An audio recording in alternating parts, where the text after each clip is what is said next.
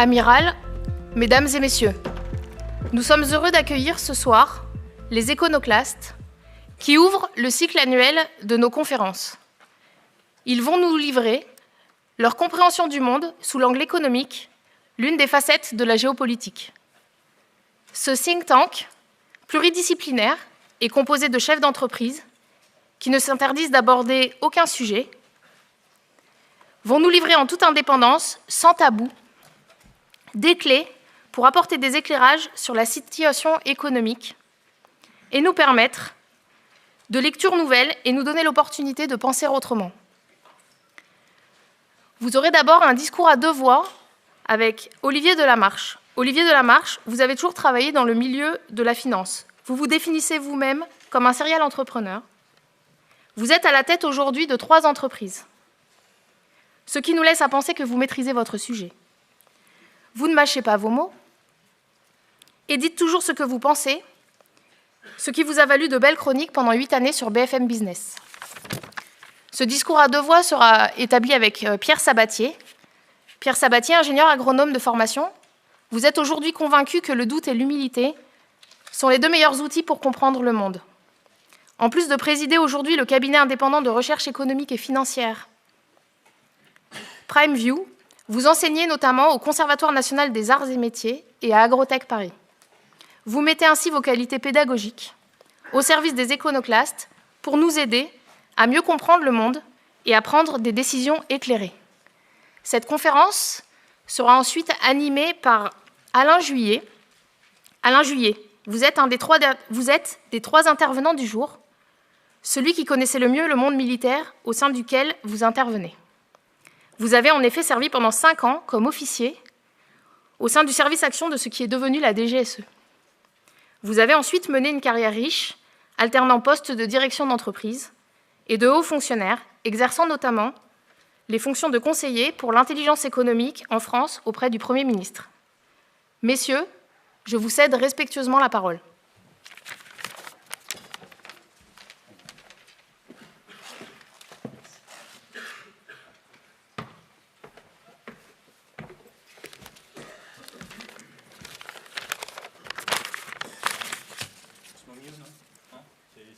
Ça ira mieux.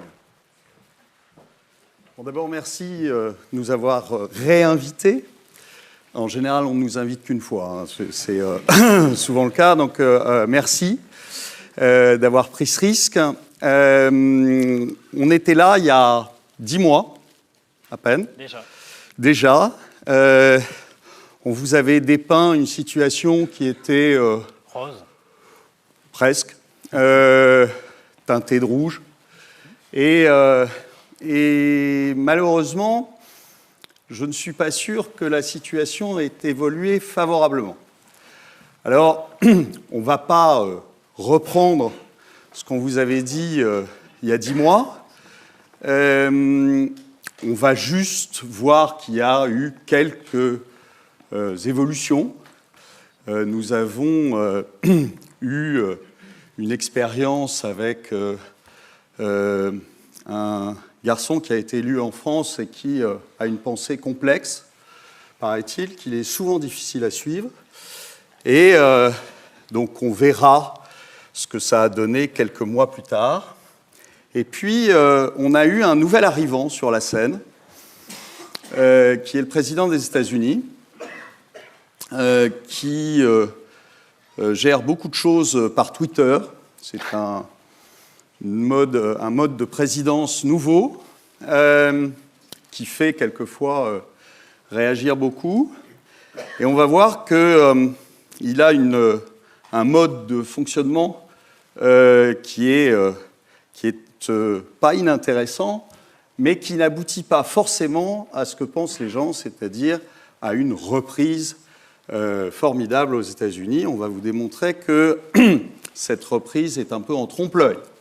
Et qu'il a amené de nouveaux risques, notamment des risques économiques, mais aussi des risques financiers. Et on va vous montrer que l'avenir pourrait ne pas être aussi rose que ce qu'on vous disait il y a 10 mois. Voilà. Donc on va commencer par notre petit tour du monde économique par les États-Unis. Les États-Unis, il y a deux points. Ce qu'a lancé M. Trump au niveau du commerce international, donc ça c'est la partie économique, et ce qu'a déclenché aussi M. Trump au niveau financier. Vous savez qu'au niveau financier, depuis la crise de 2008, en gros, on a fait tourner la planche à billets dans des proportions qu'on n'avait jamais connues. Toutes les banques centrales l'ont fait, et donc ça a amené un surplus de liquidités comme on n'en avait jamais connu. Peut-être avant de rentrer dans le détail, on peut peut-être faire un parallèle quand même pour resituer le programme de Donald Trump. Parce que beaucoup de gens aujourd'hui, il faut faire attention, lorsqu'on fait de la prospective, à toujours regarder le monde, en tout cas nos interlocuteurs, pas forcément avec nos propres yeux, en imaginant en fait qu'ils raisonnent de la même manière que nous. Et je pense que c'est important, lorsqu'on aborde les États-Unis, quand même de revenir au tout départ sur l'essentiel ou l'essence du programme de Donald Trump et les raisons pour lesquelles il a été élu. Il a été élu parce que America First. C'est l'essentiel en fait de son slogan. Et souvent, on vous présente Donald Trump comme quelqu'un qui est impulsif, qui réagit à coups de tweet, certes. Alors, soyez sûr que tout ça est tout à fait programmé et s'inscrit dans une dynamique assez lisible lorsqu'on prend un petit peu de hauteur et on déborde en fait de la simple réaction qu'on peut lire sur Twitter. America First, ça a quand même été un tour de force au départ, celui de doper artificiellement la croissance. Pourquoi ? Parce que lorsqu'on arrive à la tête des États-Unis avec un socle électoral finalement assez fragile, la première chose qu'on essaye de faire, c'est le consolider. Et finalement, lorsqu'on parle, vous savez qu'il y a eu une grande réforme fiscale aux États-Unis qui a été adoptée l'année dernière, et si aujourd'hui la croissance américaine atteint plus de 4% au deuxième trimestre, c'est quelque chose de lunaire pour nous. Ça fait très très longtemps qu'on n'a pas atteint ce genre de choses. Pourquoi ?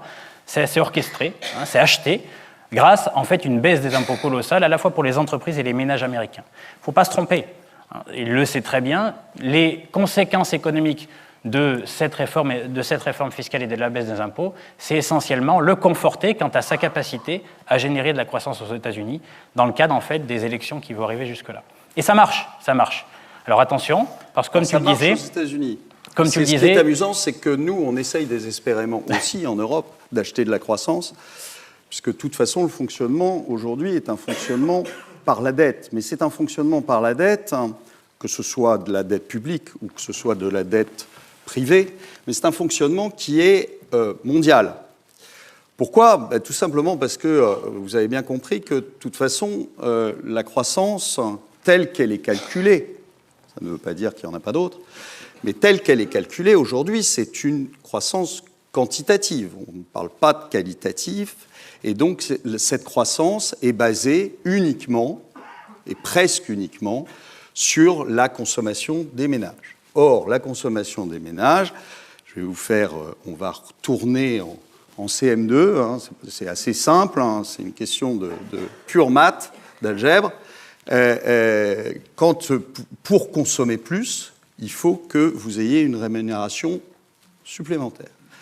Et si vous ne l'avez pas, qu'est-ce que vous faites ? Vous fonctionnez avec de la dette. C'est simple, quand il n'y a pas d'argent, tout de suite, qu'est-ce qu'on fait ? On s'endette et on paiera plus tard. Alors ça, les États l'ont bien compris. Et aujourd'hui, on essaie désespérément d'acheter de la croissance à coup de dette. Le seul problème, c'est qu'on consomme tout de suite et qu'on paie la dette pendant 20 ans. Et cette dette est de plus en plus lourde. Donc, qu'est-ce qu'il faut faire dans cet environnement ? Eh bien, il faut à minima que les banques centrales soient avec vous et qu'on continue cette politique de planche à billets, taux à zéro. Malheureusement, c'est mortel. On va expliquer pourquoi. Mais, et alors, curieusement, ça donne 4% aux États-Unis, ça ne donne pas 4% dans le reste du monde. Allez savoir pourquoi. Peut-être qu'on est moins malin qu'eux, mais ce que vous avez dans les 4%, vous ne l'aurez jamais, même si on dépense la même chose, en France. Curieusement, l'argent doit se perdre quelque part.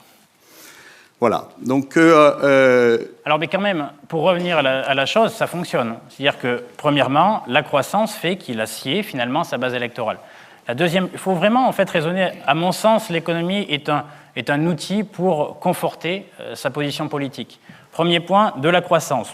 Les gens, les entreprises aujourd'hui peuvent plus investir parce que les baisses d'impôts, c'est très simple, c'est comme si vous avez à payer en fin d'année vos impôts, d'un coup on vous dit je ne paye plus, ou il n'y a plus à payer. Donc là forcément, vous en bénéficiez, vous êtes content. Ça c'est le premier point. Deuxième point, en général c'est classique, lorsqu'on est fragile, on va chercher quoi pour essayer de légitimer sa position? Des boucs émissaires. C'est exactement ce que fait Donald Trump en fait depuis le début d'année. Il y a quelque chose qui s'est passé quand même au premier semestre, quelque chose d'assez novateur, on n'avait pas vu ça depuis 20 ans. C'est quand même une remise en question profonde.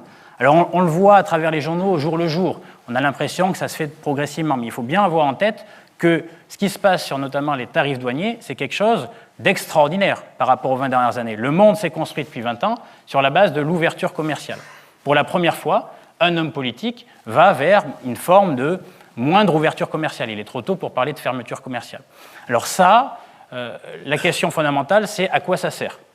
À quoi ça sert et à qui ça sert? Ça sert à Donald Trump parce qu'il peut dire « j'ai fait ce que j'avais dit à l'époque, jusque-là, nous sommes les dindons de la farce ». Ils en ont beaucoup profité, c'est un peu fallacieux comme argument, mais nous sommes les dindons de la farce depuis 20 ans, avec moi, ça suffit. Je sais imposer des rapports de force et vous allez voir ce que vous allez voir, je le ferai.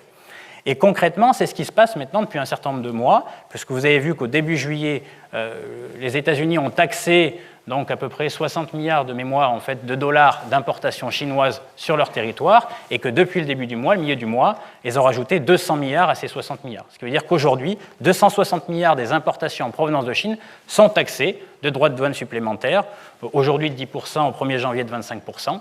Donc, et la question aujourd'hui qu'il faut vraiment se poser, ça sème du trouble. Ça sème du trouble. Quand pendant 25 ans, les règles du jeu ont été celles de commercer sans règles, puisque c'était un peu le sujet, et que pour la première fois en fait, de l'histoire depuis 25 ans, vous avez quelqu'un qui dit non, les règles du jeu vont évoluer, il va falloir s'y adapter. Alors, la réaction classique par rapport à ça et par rapport aux observateurs, c'est de juger que c'est mal. Ça, c'est très européen. C'est-à-dire qu'on ne juge pas une mesure sur son efficacité, on dit elle est bonne ou elle est mauvaise. Donc là, on tombe dans la morale. Malheureusement, ça nous tue souvent. En Europe, on y reviendra plus tard. Mais la question fondamentale, c'est est-ce que ça marche? Mais aujourd'hui, il faut l'avouer, les rapports de force qu'il instaure sur le plan du commerce international, depuis qu'il les installe, ça fonctionne. Et donc cette nouvelle manière de faire de la diplomatie en termes de commerce international, ça fonctionne. Ça fonctionne parce que, finalement, c'est nouveau. Les gens sur cette sphère-là n'ont pas l'habitude d'assumer des rapports de force, et donc ils cèdent. Et deuxièmement, ça fonctionne parce que, imaginez-vous, à 1 mois et demi d'élection, donc de mi-mandat aux États-Unis, il peut affirmer « je vous ai amené de la croissance, je sais instaurer des rapports de force, donc je sais vous défendre ». Et donc, alors que vous aviez une situation quand même très fragile au niveau politique au moment de son élection, on peut estimer que ces 2 étages de la fusée fonctionnent et lui donnent finalement une assise suffisante pour continuer en fait son programme America First. America First parce qu'il a baissé les impôts pour favoriser en fait le pouvoir d'achat des Américains.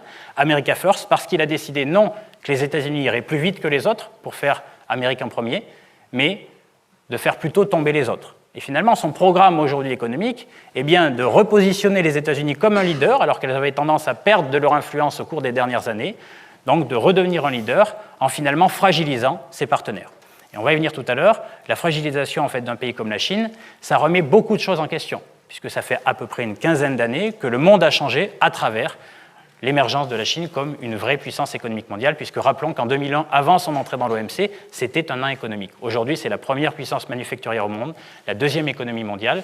Et donc, le fait qu'elle puisse être fragilisée à travers un changement fondamental des règles du jeu, ça va semer du trouble, et il est probable que les tensions qui ont émergé au cours du premier semestre perdurent, voire même s'exacerbent, et beaucoup d'observateurs font le pari que ça va s'arrêter après les élections de mi-mandat. De manière évidente, ce n'est pas le cas. C'est encore une fois prendre ses rêves pour des réalités. Le processus qui est en cours n'est pas un processus ponctuel, c'est un processus prévu et prévisible. Il est même probable qu'après celui-ci, il trouve d'autres boucs émissaires pour encore renforcer sa popularité avec une optique de réélection, donc à la fin de son premier mandat. Attention, c'est un jeu dangereux. C'est un jeu dangereux, économiquement, c'est un jeu dangereux. Pourquoi? Parce que depuis des années, et depuis la crise, il y a eu une mondialisation de l'économie qui a fait que beaucoup d'entreprises américaines sont allées s'installer en Chine, au Japon et ailleurs. Donc, quand vous entrez en guerre avec la Chine, vous entrez en guerre contre vous-même aussi. C'est-à-dire que vous avez aujourd'hui beaucoup d'industries et peu de rapatriements manufacturiers finalement aux États-Unis. C'est parce que c'est le départ. Et donc vous avez, oui, mais non, bon, c'est le départ. on y est. Et une usine, ça se déplace pas comme ça. Ça se déplace pas en un mois. Donc vous avez encore Apple fabrique ses téléphones ou pas dans la Silicon Valley. Ça se fabrique plutôt en Chine. Attention, c'est intéressant. Et ça s'assemble en Chine surtout. Et puis deuxième chose, avant de poursuivre. Deuxième chose. Je reviendrai après là. Il faut bien comprendre que la Chine a un gros avantage. C'est qu'ils ont mis la main depuis quelques années sur tout ce qui est terres rares. Ils en ont le quasi-monopole à 80-90%. Et que s'ils ont envie, à un moment, de répondre à M. Trump, ça pourrait devenir très désagréable pour l'industrie américaine. Je vous rappelle que des terres rares, il y en a partout. Hein, ça va du pot... non, si elles sont rares, il n'y en a pas partout. Ça va du pot catalytique, on en a besoin partout. Ça va du pot catalytique à tout ce qui est électronique, etc. etc. Et donc, s'ils s'amusent à faire un embargo là-dessus, on peut avoir des suites amusantes sur la guerre commerciale qu'on peut avoir entre les États-Unis et la Chine. Donc c'est quelque chose, si vous voulez, où on est tout à fait d'accord. Là, pour l'instant, on est dans l'opération de com', mais comme dans beaucoup de choses, on est politique, on est dans l'opération de com'. Donc il prépare ses élections, on est dans l'opération de com', il monte ses muscles, ok. Maintenant, en face, ils peuvent aussi montrer leurs muscles. Et alors, sur ce plan, avoir quelque chose d'intéressant. Sur ce plan, on n'est pas complètement en phase, parce que pour nous, il y a bien plus que de la com derrière. Il y a une vraie volonté. Il ne faut pas oublier que, comme on le disait tout à l'heure, la Chine n'existait pas en 2001, d'un point de vue économique. Elle n'existait pas. Rien des exportations mondiales chinoises devaient représenter 2% des exportations. Les exportations chinoises devaient représenter 2% des exportations mondiales. On doit être à 13% aujourd'hui. Entre 25 et 30% de la production manufacturière mondiale est faite en Chine aujourd'hui, alors qu'on était proche de zéro à l'époque. Donc, il faut avoir en tête que les phénomènes de délocalisation, de migration des entreprises, ça existe. Ça a été le cas à l'époque. Mais pourquoi ça a été le cas? Et c'est pour ça que je ne souscris pas au fait qu'il n'est pas possible de faire revenir des outils de production aux États-Unis. Ce n'est pas possible. J'ai dit que ça se fait sur un temps long. Oui. Et que les élections, ce n'est pas dans un temps long. Oui, mais les élections, c'est tous les 5 ans. Mais la raison pour laquelle la Chine a réussi, ce n'est pas... À l'époque, vous savez, les délocalisations, en fait, le moteur qu'on vous dit souvent, c'est qu'ils ont délocalisé tout simplement pour bénéficier de coûts de production plus faibles. Sauf que si ça suffisait pour provoquer un énorme phénomène de délocalisation, ça se saurait. Aujourd'hui, les entreprises ne seraient plus en Chine, mais à Madagascar. Or, ce n'est pas le cas. Et c'est là où c'est intéressant. Pourquoi les Chinois ont réussi à l'époque en termes économiques et ont généré cet énorme phénomène de délocalisation qu'on n'avait pas vu peut-être depuis un siècle? Parce qu'ils ont offert un coût de production faible, mais surtout la promesse que ça allait durer pendant longtemps. Et c'est là où Trump réussira ou non à faire relocaliser son outil de production. Il est clair, comme tu l'évoques jusque-là, si c'est de la com, Apple ne considérera même pas le fait de faire revenir en fait, des outils de production sur le territoire, mais s'il l'affirme et qu'on comprend que cette dynamique-là, elle s'inscrit dans le long terme, et c'est un vrai objectif de politique générale, alors les entreprises qui ne sont ni morales ni immorales, qui sont amorales, ce sont des coquilles qui ont la moralité de leur gouvernance, considéreront à nouveau l'importance finalement de produire dans un lieu si on veut y vendre. Parce qu'on a beau dire, les entreprises vont...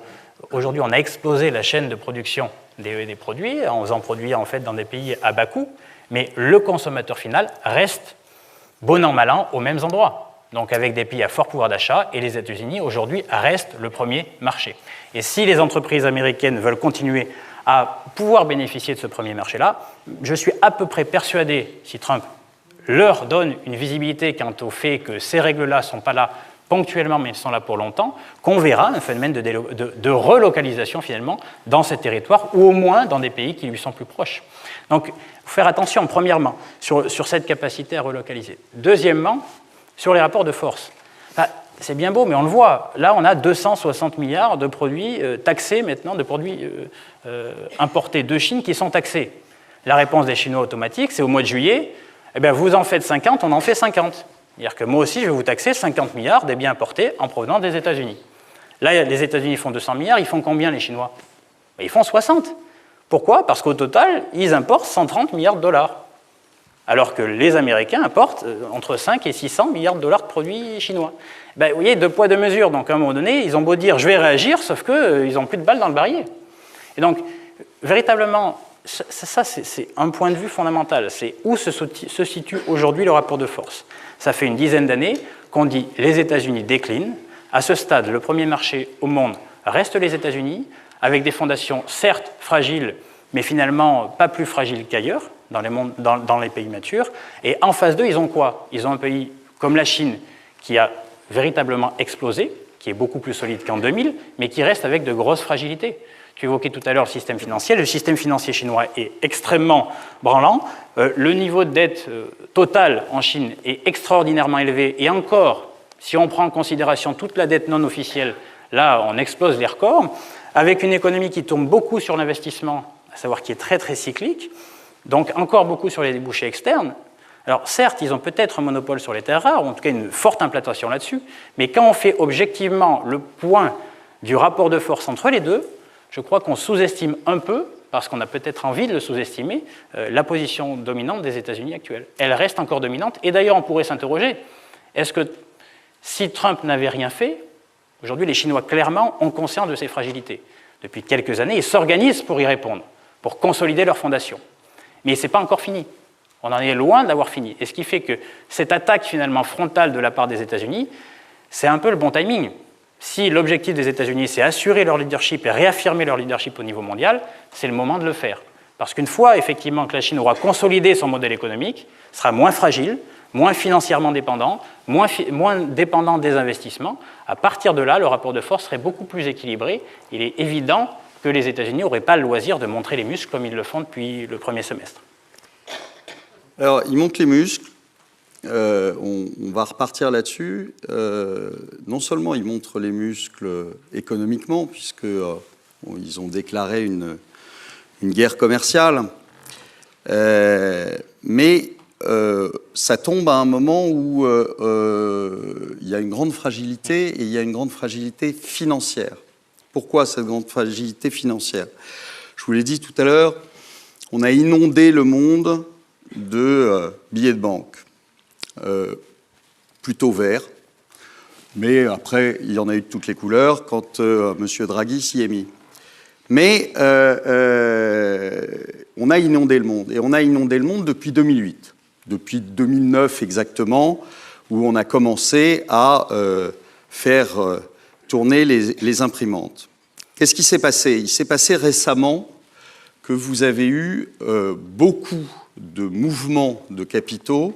Pourquoi? Parce que cet argent qui a été créé pendant des années, il est allé se placer dans des endroits où il y avait encore un petit peu de rendement, encore un petit peu de croissance. Et c'était quoi ces pays-là?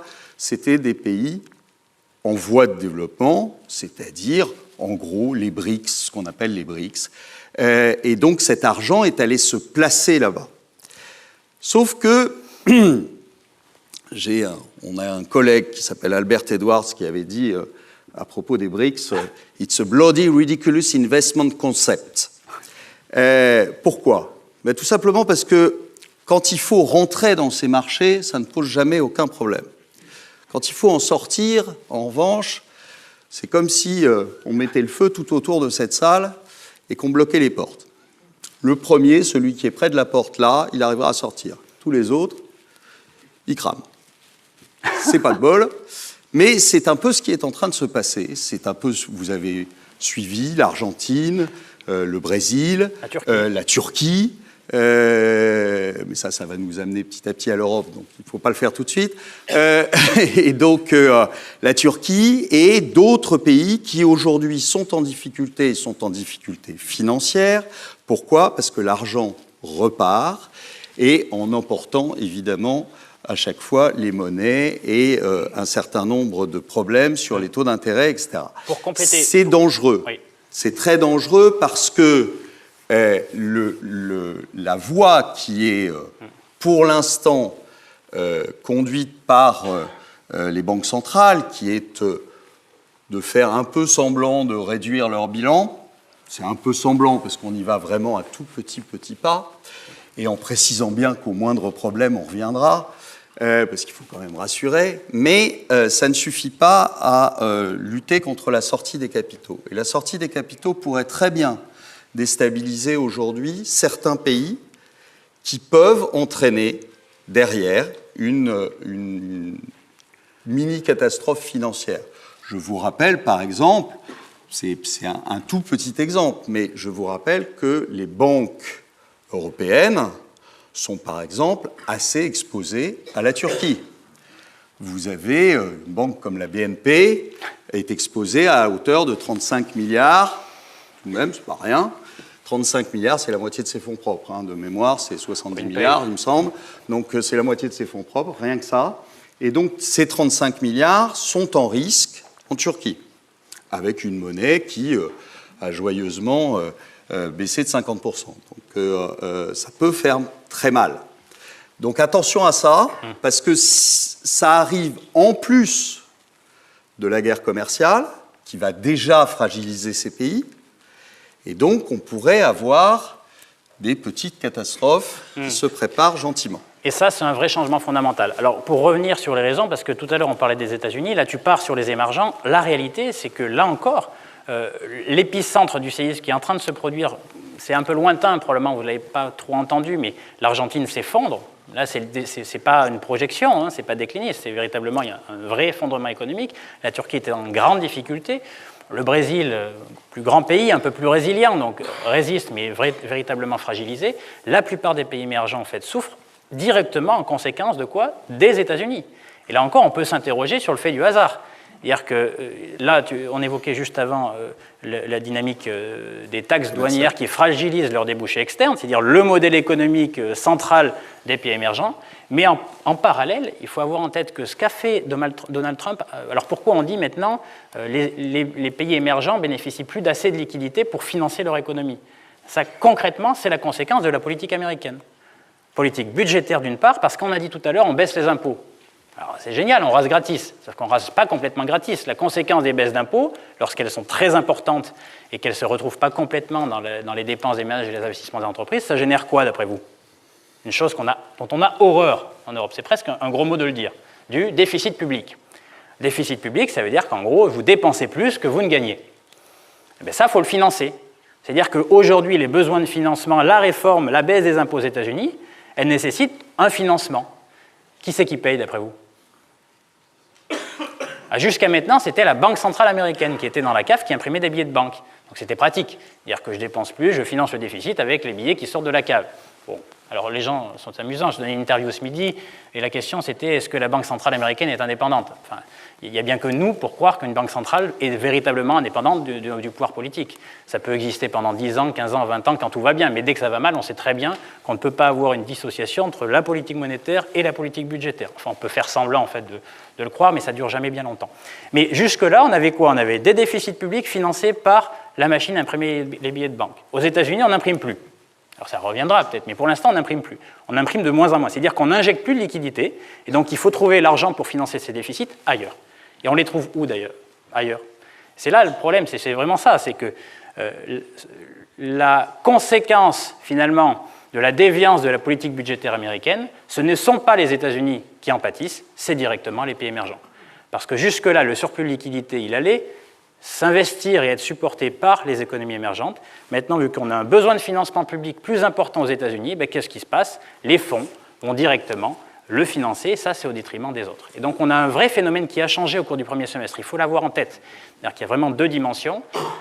Cette dynamique financière-là, c'est un vrai changement depuis 10 ans, et ça va fragiliser de manière déterminante les pays émergents, le Brésil, la Russie, l'Inde, la Chine, etc. La France, pardon. On y viendra tout à l'heure. Premièrement, et la deuxième salve, qui est une attaque frontale également, c'est qu'en plus de ce risque financier, vous avez le risque économique à travers la guerre commerciale déclarée depuis le premier semestre. Donc, si tout cela, alors bien sûr, si vous le prenez en silo, vous les mettez les uns à côté des autres, ces phénomènes-là, on peut considérer que c'est complètement le fait du hasard. Mais si vous les rassemblez ensemble et vous prenez de la hauteur, tout de suite, ça s'inscrit, à mon sens, beaucoup plus dans un programme très précis d'America First, avec, encore une fois, il y a deux manières de le faire. Soit j'avance plus vite que les autres, soit je fais tomber les autres. Et il y a une vraie politique aujourd'hui qui amène à la fragilisation des autres, d'une partie du monde émergent. Et n'oublions pas quand même qu'une grande partie de la croissance depuis 15 ans, elle vient d'où?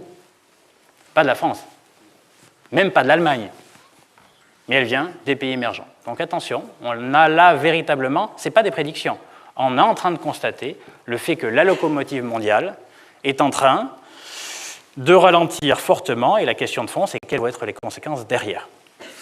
Alors, dans les conséquences derrière, on a fait un petit parallèle en revenant dans l'histoire en arrière. On est en train de constater quand même que finalement, la puissance publique est de plus en plus instable et a beaucoup moins de moyens qu'avant. Et donc, il y a un phénomène qui est intéressant, c'est de voir de plus en plus des entreprises, ce qu'on appelle les GAFA aux États-Unis, des entreprises Facebook, Amazon, etc., Google et autres, qui deviennent plus puissantes que l'État. Plus puissantes en cash, plus puissantes finalement en amassage de données, plus puissantes, ils commencent à donner des conseils en pouvoir d'influence. En pouvoir d'influence, ils commencent à envoyer des lettres à M. Trump pour lui dire ce qu'il faut faire. Et ça, si on se souvient bien, ça s'est déjà passé. Et ça aboutit à quoi? Au démantèlement de ces sociétés. Mais alors tu fais référence à la fin du 19e, c'est ça, début voilà, du 20e. Exactement. Aux États-Unis, on fait un tout petit parallèle historique parce que c'est intéressant, l'histoire se répète rarement, mais rime souvent tout de même. Il faut l'avoir en tête. Fin du 19e, effectivement, c'est une période qui ressemble beaucoup à la période actuelle. On a un système où on a eu une innovation technologique majeure, machine à vapeur, qui permet en fait en gros une vraie révolution dans les transports, plus télégraphe, donc une révolution à la fois dans les transports, à la fois dans la communication, qui permet en fait de gérer et de générer le premier phénomène de délocalisation de l'histoire, puisque pour la première fois on peut produire un endroit je dirais ailleurs en fait du lieu où on consomme. Donc ça c'est extraordinaire au départ, ça crée de l'emploi, ça crée de la croissance, le temps en fait qu'on ait digéré finalement ces innovations technologiques. Donc beaucoup de croissance, même si on a un système inégalitaire, quand on a beaucoup de croissance, c'est pas grave, parce que même si vous en touchez quelques miettes, vous êtes toujours dans l'espoir d'en toucher quelques miettes.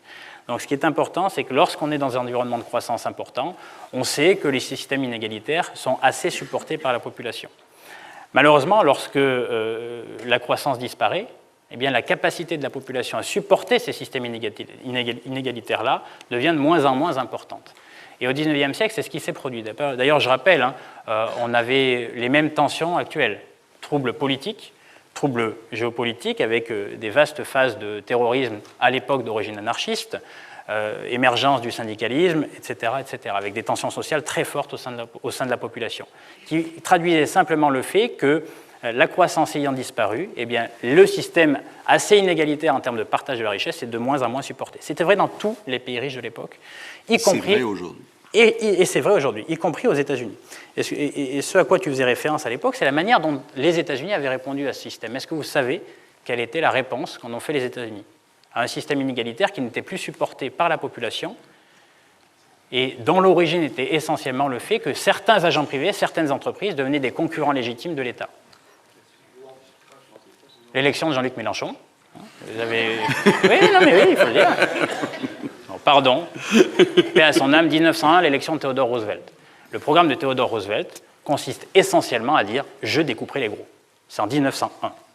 Et donc, au bout d'un moment, il faut avoir en tête que lorsque la croissance disparaît, les inégalités en fait, structurelles générées par un modèle qui pouvait être accepté à une époque ne le deviennent plus derrière. Et donc, ça peut générer soit une réponse progressiste, la France l'avait été à l'époque, loi de 1901, loi de 1905, le fait que les agriculteurs se regroupent autour de banques comme le Crédit Agricole Centre-France parce que je viens d'Auvergne, très important, pour financer en fait leurs activités. La France avait été assez progressiste pour répondre en fait à ces troubles de l'époque. Les États-Unis ont été beaucoup plus dans la rupture parce qu'ils ne supportaient plus le fait que certains, comme Rockefeller, devenaient des concurrents légitimes de l'État. Et donc on arrive vers une décennie qui est une décennie de lutte fratricide qui aboutit en 1911 aux lois antitrust qui fait que concrètement ces entreprises-là sont découpées. Si on fait référence à cela, c'est que dans le America First, on l'a dit tout à l'heure, et ce n'est pas au monde militaire qu'on va l'apprendre. En géopolitique, quand ça va mal à l'intérieur, on cherche des boucs émissaires. On l'a dit, Donald Trump en a trouvé de manière évidente. Vous nous spoliez, vous, pays étrangers qui exportez vers notre pays, et donc on a trouvé la Chine, on a trouvé les pays qui exportaient finalement vers les États-Unis. Premier bouc émissaire. Ça ne va pas durer. Après, derrière, il faudra en trouver d'autres. Et ce que dit Olivier, c'est qu'il est probable que dans la deuxième phase du mandat de Donald Trump, le bouc émissaire ne soit pas à l'extérieur, mais soit plutôt à l'intérieur. Et qu'on pourra en reparler, mais il ne serait pas du tout impossible que, lorsque le patron d'Apple envoie une lettre pour dire ce qu'il faut faire à Donald Trump, il commette une erreur fondamentale. Lorsque l'ensemble des conglomérats américains se rassemblent au mois de septembre dans un lobby unique, ils font probablement une erreur fondamentale. Parce qu'ils s'identifient entre eux, et en s'identifiant entre eux, ils légitiment le fait que ce sont des conglomérats qui existent et qui bénéficient essentiellement du système construit au cours de la dernière décennie ou des dernières décennies, et ils deviennent quoi en réalité en se rassemblant? Monde militaire, ils deviennent une cible. Donc voilà, puisque la réforme fiscale, les baisses d'impôts, ça apporte de la croissance, mais on le sait très bien à court terme, et dans quelques trimestres, elle va disparaître. La capacité de la population américaine à supporter un système très inégalitaire ne va pas augmenter. Il est probable qu'on arrive vers une deuxième phase de tension qui sera bien plus complexe et qui remettra en cause le deuxième pilier de la croissance mondiale depuis 15 ans, à savoir le premier qui était le phénomène de délocalisation, le deuxième, celui de quelques grands groupes qui emportent toute la mise, puisque vous savez que l'essentiel en fait, des entreprises, ces entreprises-là, les GAFA, sont tellement grosses que même si aujourd'hui elles bénéficient d'un avantage technologique, même si ce n'était pas le cas, ce n'est pas grave, parce qu'elles sont tellement gorgées de liquidités, de cash, que s'il y a une innovation, elles sont en capacité de la racheter systématiquement. Donc vous voyez, donc on est vraiment dans une situation où, lorsqu'on se projette, la question c'est on ne sait pas comment les règles du jeu vont évoluer, mais ce qu'on peut constater, c'est que ces tensions-là ne sont pas d'origine conjoncturelle. Elles répondent à des changements structurels. Nos normes, nos règles du jeu depuis 15 ans, sont en train de changer et ne considérons pas que ça soit simplement l'humeur de Donald Trump qui aboutisse à cela. C'est en réalité c'est un changement quelque chose de mondial, c'est-à-dire que c'est en effet un vrai changement structurel, c'est le potentiel de croissance. Et c'est le potentiel de croissance dans toutes les zones. Vous avez ce potentiel de croissance qui se réduit depuis à peu près les années 50, si on veut faire large, et en gros d'1% tous les 10 ans. Donc c'est vrai que vous avez démarré très haut, vous avez démarré autour de 7.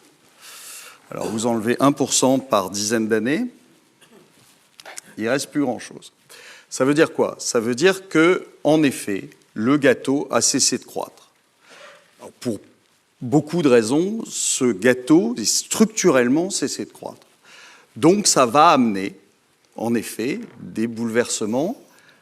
On parlait je crois que l'année dernière, on avait parlé de la Chine en disant, finalement, ça fonctionnait sur un espèce de contrat avec la population. Et en effet, on leur disait, les dirigeants chinois leur disaient, on va vous faire de la croissance, 7, 8%, 10%, croissance à 2 chiffres. Et nous, on va se gaver en tant que dirigeants chinois. Mais vous aurez les miettes. Et les miettes d'une croissance à 2 chiffres, c'est quand même de très jolies miettes.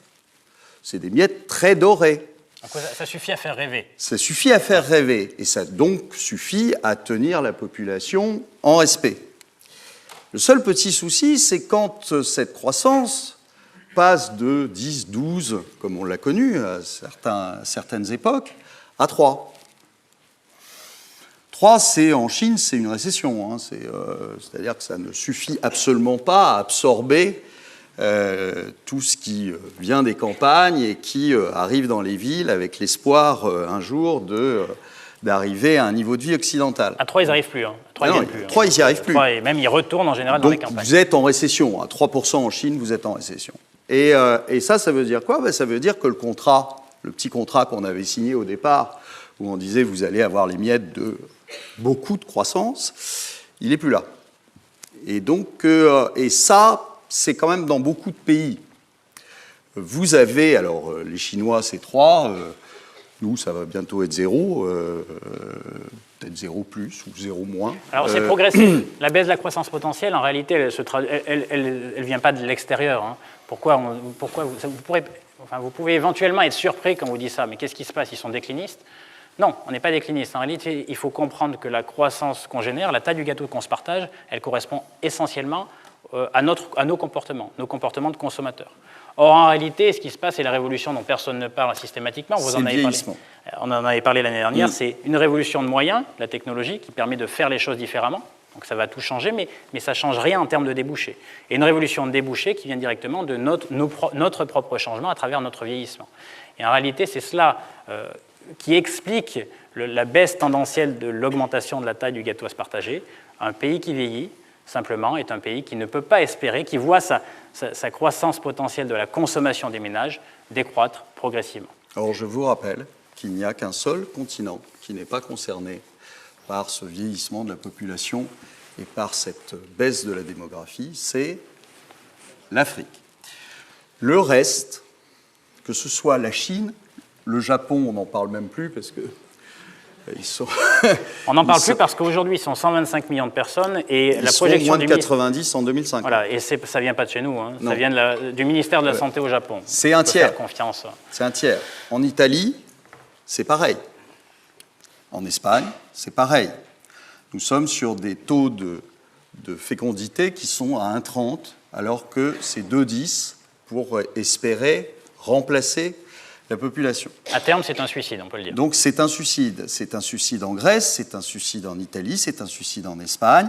C'est bientôt un suicide en France parce que ne croyez pas qu'on claironne depuis des années qu'avec notre formidable système, nous sommes à plus de 2,10. Non, on est à 1,80.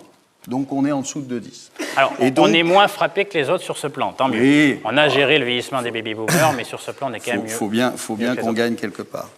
Et donc, on a ce phénomène en Chine, on a ce phénomène en Russie.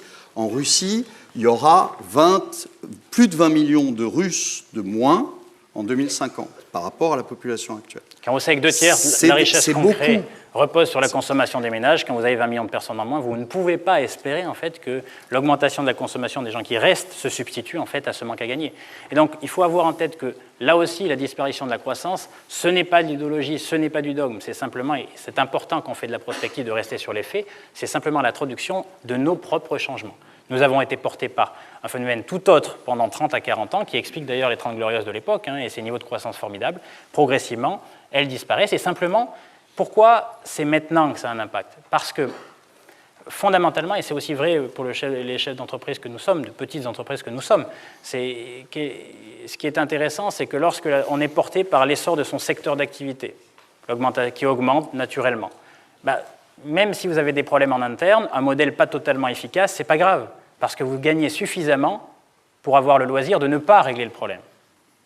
Ça, c'est fondamental. Psychologiquement, nous fabriquons des leaders, des chefs qui n'ont pas besoin, qui ne sont pas dans la nécessité impérieuse de régler les problèmes. Ils ont les moyens de les mettre sous le tapis. À partir du moment où vous n'êtes plus porté par l'essor de votre secteur, même sans qu'il décline, il reste stable, vous êtes dans une situation où si vous avez un problème, si vous avez un modèle inefficace, ou si vous voulez même continuer à croître, eh bien, il va falloir poser des arbitrages, prendre des décisions. Vous favorisez quelqu'un, ça sera en défaveur de quelqu'un d'autre. C'est beaucoup plus difficile. Et je crois qu'aujourd'hui, le moment dans lequel on se trouve, c'est un moment qui est d'abord difficile intellectuellement à assumer, parce que nous avons fabriqué pendant 4 décennies des gestionnaires qui avaient simplement besoin de gérer un modèle, efficace, moins efficace, c'est pas grave, on avait les moyens de le maintenir, et aujourd'hui, nous n'avons plus ces moyens-là. Donc il ne faut plus des gestionnaires, il faut des leaders. Alors, une dizaine d'années pour réinventer les modèles, mais ça, ce n'est pas de la même nature. Et donc on vit en fait, et d'ailleurs on pourrait revenir sur les signaux que nous envoient les votes politiques partout dans le monde, dans les pays riches, partout.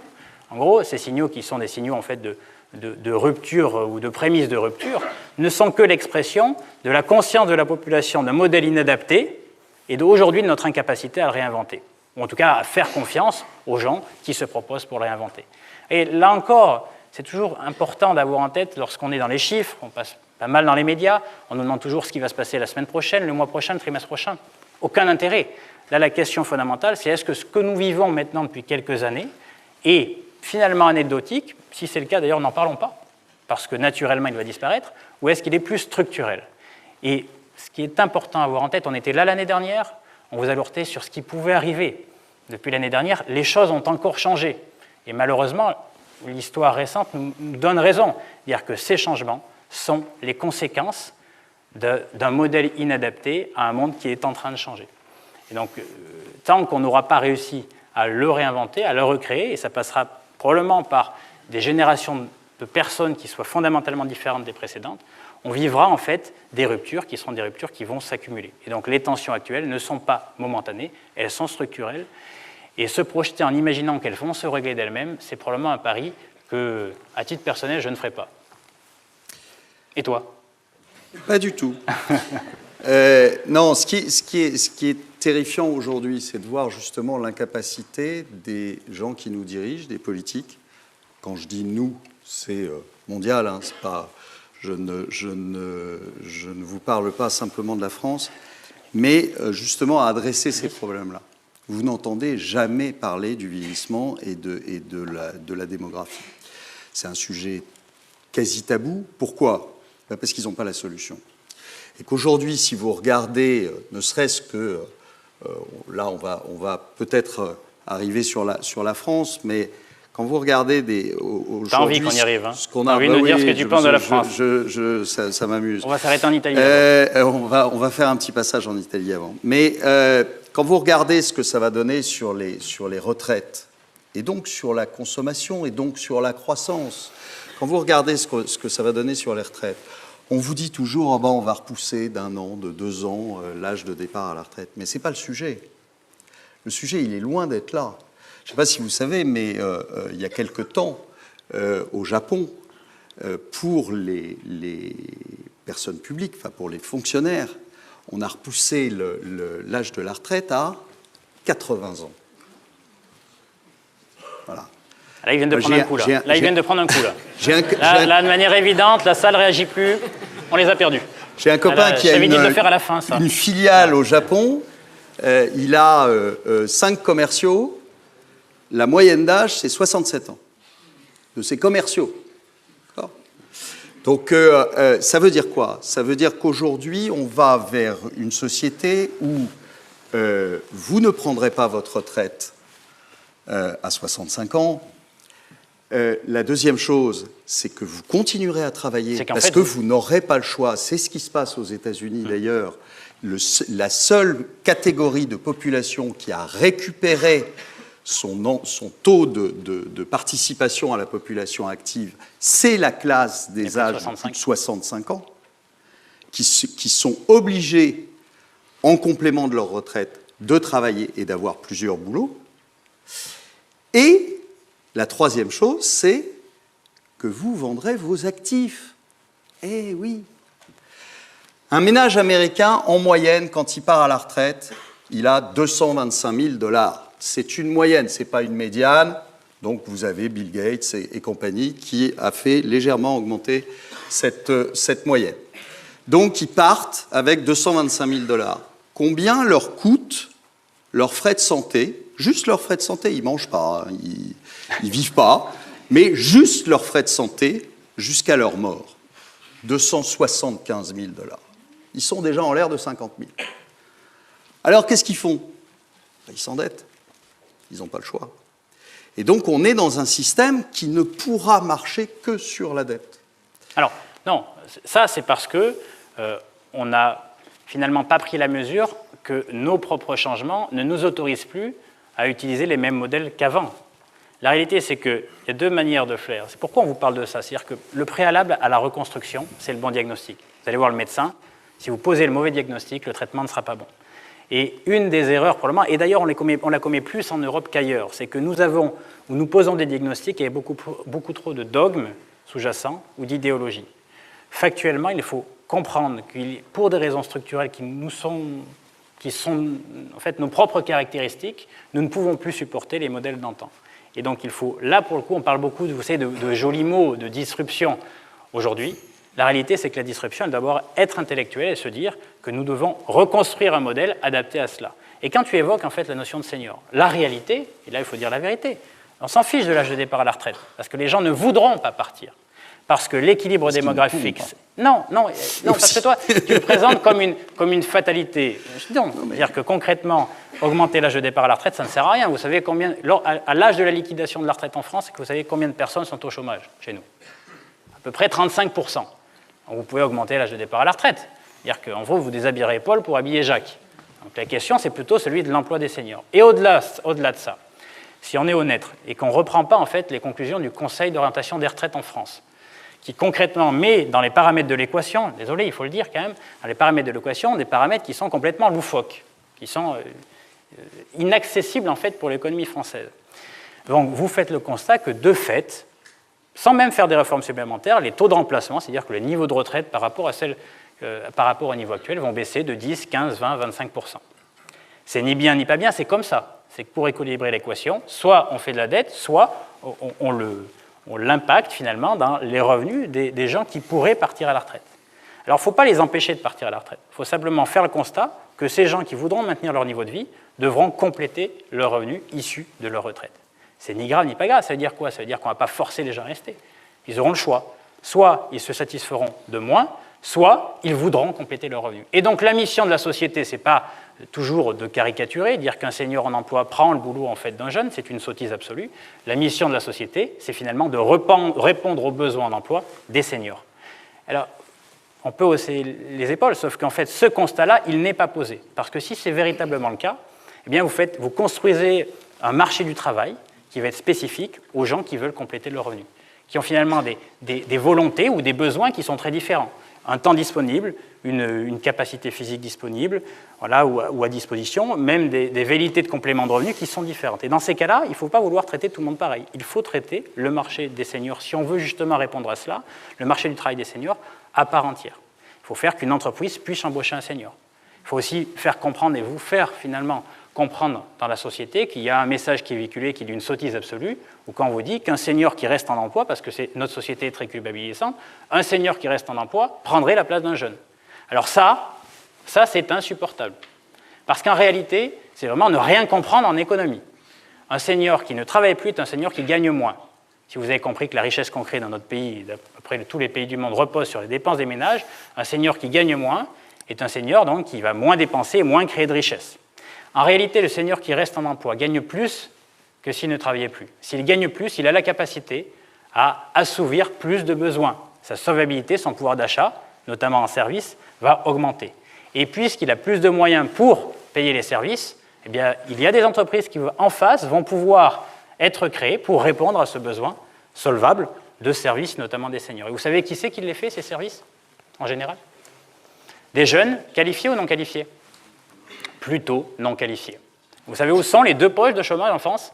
Et c'est pour ça que j'aime bien dire en conférence, un petit peu provocateur, que la France choisit le chômage. Parce qu'elle est caricaturale dans sa vision des choses, les deux poches de chômage, c'est chez les seniors et chez les jeunes non qualifiés. Parce que ça part du principe qu'un senior en emploi prend la place d'un jeune. C'est d'une sottise absolue et ça nous prive de la capacité à répondre aux besoins. Alors aujourd'hui, c'est moins le cas parce que le niveau des retraites est suffisant, à l'heure actuelle, pour à peu près permettre aux seniors de ne pas compléter leurs revenus. Sans réforme supplémentaire, ce ne sera plus le cas en 2030. Donc vous savez qu'il va y avoir un appétit pour le travail, donc pour les seniors. Et donc le choix que nous aurons à faire, c'est soit on s'organise pour y répondre. Vous voyez, c'est ça en fait le moteur du changement. C'est poser un diagnostic, savoir qui on est, quels sont nos besoins, est-ce que ces besoins-là changent, oui, non, et si oui, s'organiser pour pouvoir y répondre. Et c'est une des raisons pour lesquelles aujourd'hui on n'y arrive pas parce qu'on continue de caricaturer. On vous dit le problème des retraites ou des retraités. C'est d'ailleurs drôle, les retraités, ça fait passer un peu à Zarathustra. On a l'impression qu'au-delà d'un certain âge, on sort de la société, on remonte sur sa montagne et on regarde la société de loin. C'est une vision totalement caricaturale. La réalité, c'est qu'aujourd'hui, il n'y a pas d'âge pour travailler, on travaille pour répondre à un besoin. Et donc, c'est plutôt le degré d'activité en fonction de son âge qu'il faut adresser. Il faut arrêter de caricaturer avec l'opposition systématique, actif, inactif, retraité, personne en âge de travailler. Alors, puisqu'on parle de la retraite, on va parler de l'Italie. Parce que je vous ai dit qu'elle vieillissait vite. C'est le deuxième pays derrière l'Allemagne, en Europe, qui vieillit extrêmement vite. On va vous parler de l'Italie. Pourquoi? Parce qu'il y a eu, il y a quelques mois, l'arrivée d'un gouvernement italien un peu disruptif. Hybride. C'est, pour vous donner une idée, c'est Mélenchon et Marine Le Pen ensemble, si vous voulez, qui font un petit. Et le petit s'appelle Salvini. Donc, c'est quand même quelque chose d'assez étrange, une chimère, presque, ou en tout cas, beaucoup de gens ont voulu que ce soit une chimère, mais c'est arrivé. Et cette Italie, aujourd'hui, est en passe de mener le leadership du souverainisme, on va dire. Il y a quelque chose qui est intéressant parce que je me souviens, je parlais avec des Italiens, une famille italienne, et puis avant les élections, ils me disaient « mais non, mais de toute façon, le M5S et la Ligue ne seront jamais élus. » Ils ont été élus. Puis après, ils m'ont dit « oh, ils n'arriveront jamais à s'allier. » Puis ils se sont alliés. Et puis après, ils m'ont dit « mais ils ne feront jamais un gouvernement. » Ils ont fait un gouvernement. Puis après, ils m'ont dit « de toute façon, au bout d'un mois, ça va sauter. » Ça fait 3. Ça fait 3.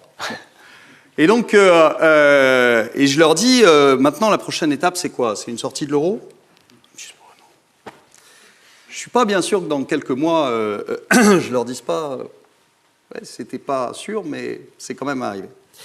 Pourquoi?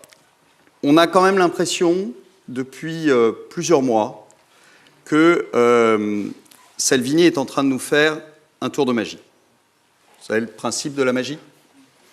J'agite la main droite, vous regardez tous ma main droite, et pendant ce temps-là, je pique le portefeuille de Pierre dans sa poche gauche. Chauvergnat, ça ne peut pas arriver.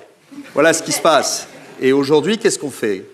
On a Salvini qui refuse l'accès à un bateau dans ses ports. Ça fait beaucoup de bruit. Tout le monde est là à dire « Oh, Salvini, il est méchant.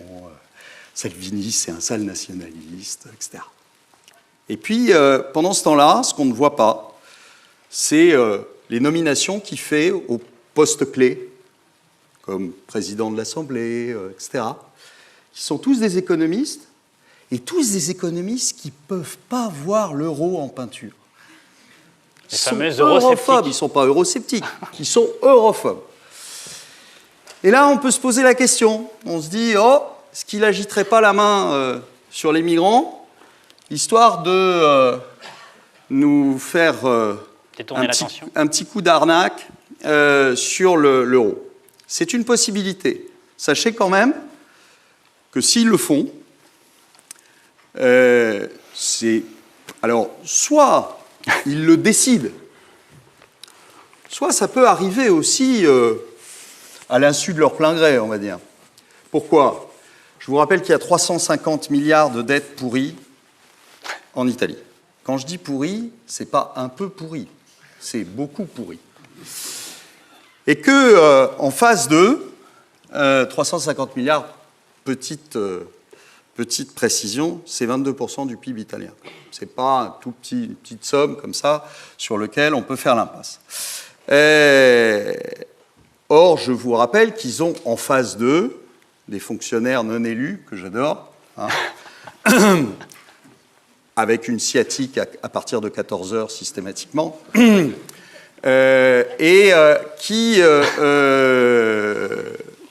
ont un certain nombre de dogmes, et donc probablement qui ne verront pas le coup venir. Qu'est-ce qui s'est passé au moment des élections? On a bien vu que la BCE rentrait dans le jeu en essayant de forcer et de peser sur la formation du gouvernement, en n'achetant plus, et donc en laissant monter les taux italiens.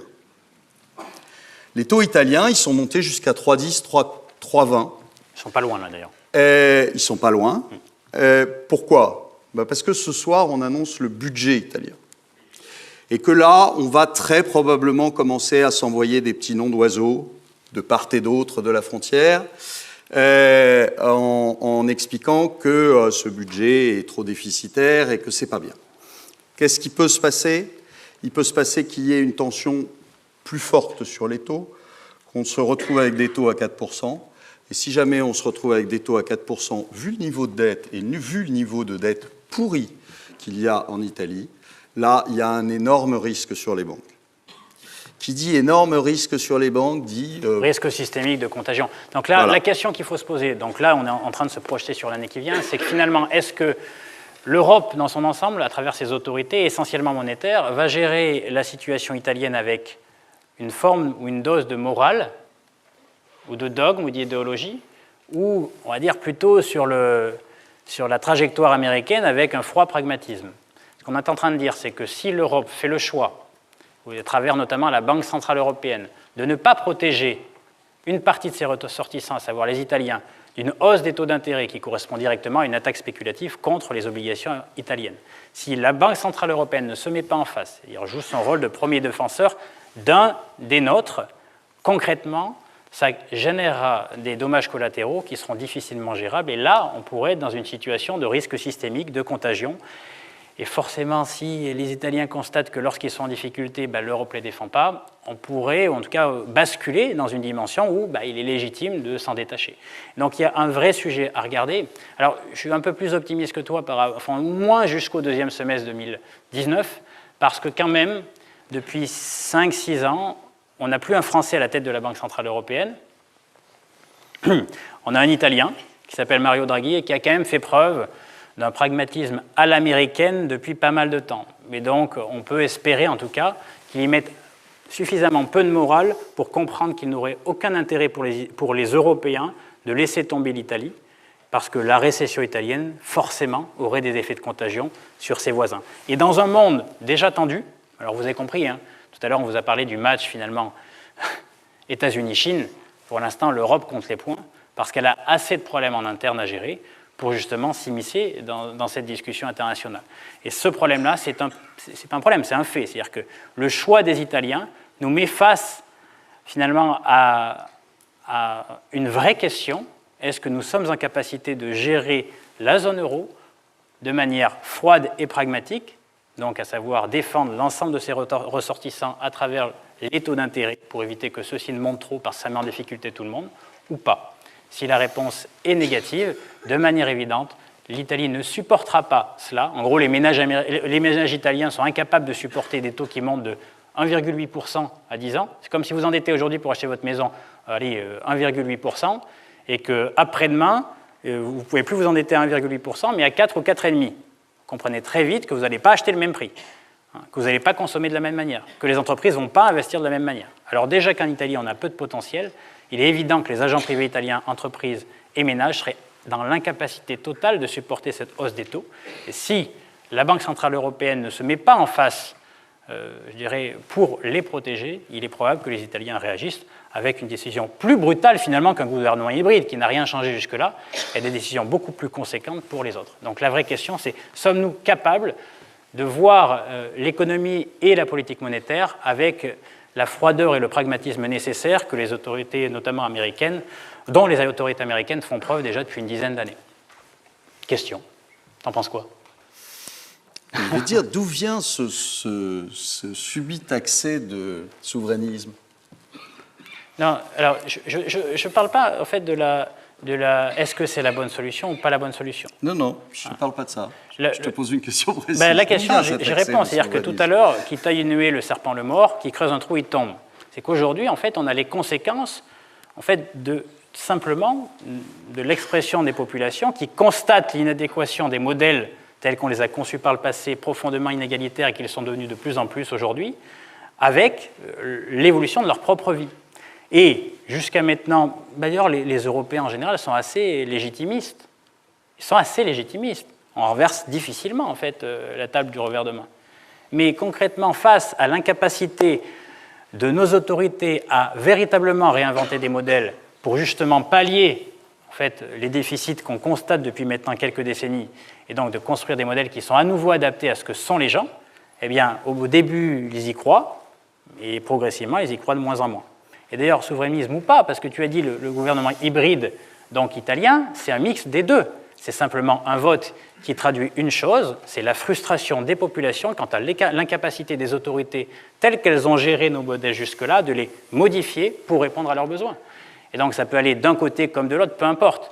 Le sens du vote, c'est un vote d'élimination des gens qui se proposent de reproduire des modèles voilà, dont on a hérité au cours des 40 dernières années. Donc je ne mettrai même pas cela sur le plan du souverainisme ou pas. En fait, c'est vraiment l'inadéquation de l'offre politique actuelle en termes de modèle, puisqu'on a un seul modèle qu'on nous propose, plus de concentration, plus de consolidation. Il n'y a d'avenir en fait, dans notre monde qu'à travers les gros, les grandes métropoles, les grandes entreprises. Il ne faut plus qu'on ait des petites entreprises, on doit avoir que des grosses entreprises. D'ailleurs, les réformes au cours des derniers mois tendent encore un peu plus à renforcer ce mécanisme-là. C'est déjà le mécanisme à l'œuvre depuis 40 ans. Et clairement, les populations aujourd'hui disent ce n'est plus le modèle qu'on souhaite. Et donc on a vraiment une adéquation de la manière dont on est piloté et du besoin des gens. À la fin, on sait qui gagne.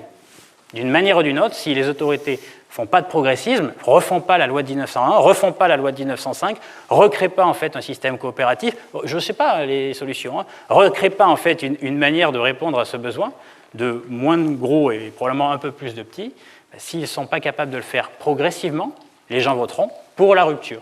Et après, il y a plein de manières de voter pour la rupture. Et on constate déjà que finalement, Donald Trump, c'est le premier pas.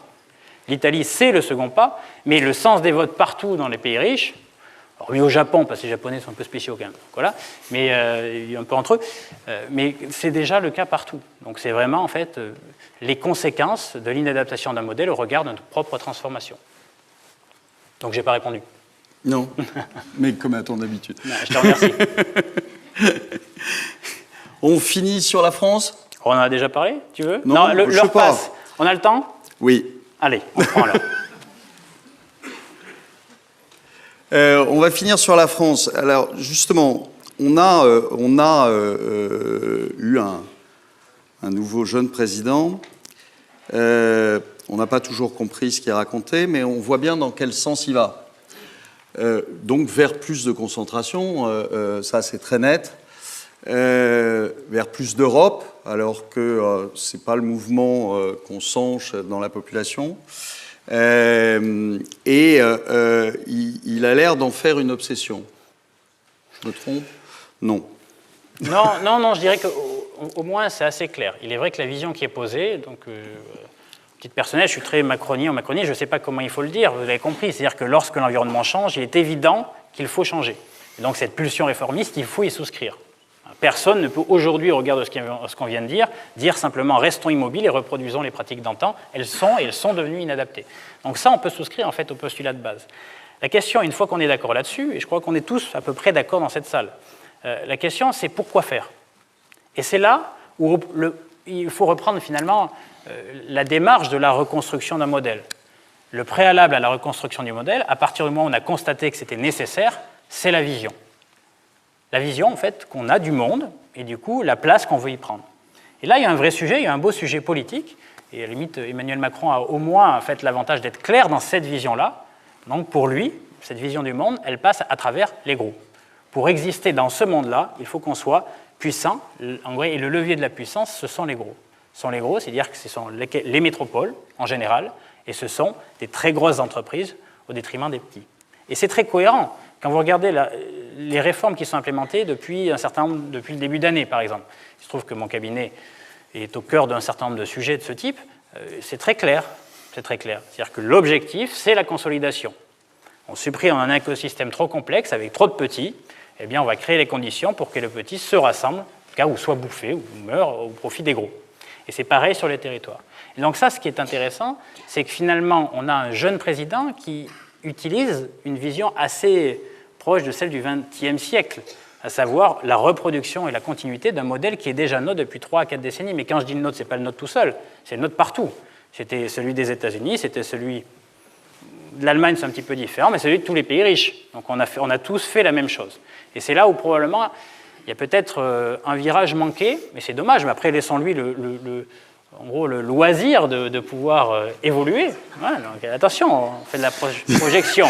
Mais c'est probablement une erreur historique, de croire aujourd'hui que le besoin des gens, c'est plus de gros, et au contraire, pas plus de petits. Et d'ailleurs, c'est d'autant plus dommage qu'on a une autre révolution. Tout à l'heure, on a parlé de la révolution démographique qui change la taille du gâteau à se partager de manière structurelle. On passe en fait d'un monde en expansion à un monde plus proche de la stagnation ou de la stabilisation. C'est pas grave, c'est comme ça. Il y a l'autre révolution qui est la révolution technologique et numérique. Et c'est là où c'est quand même dommage, avec finalement la modernité qu'il a pu nous apporter, qu'il ne se saisisse pas en fait de ce dossier.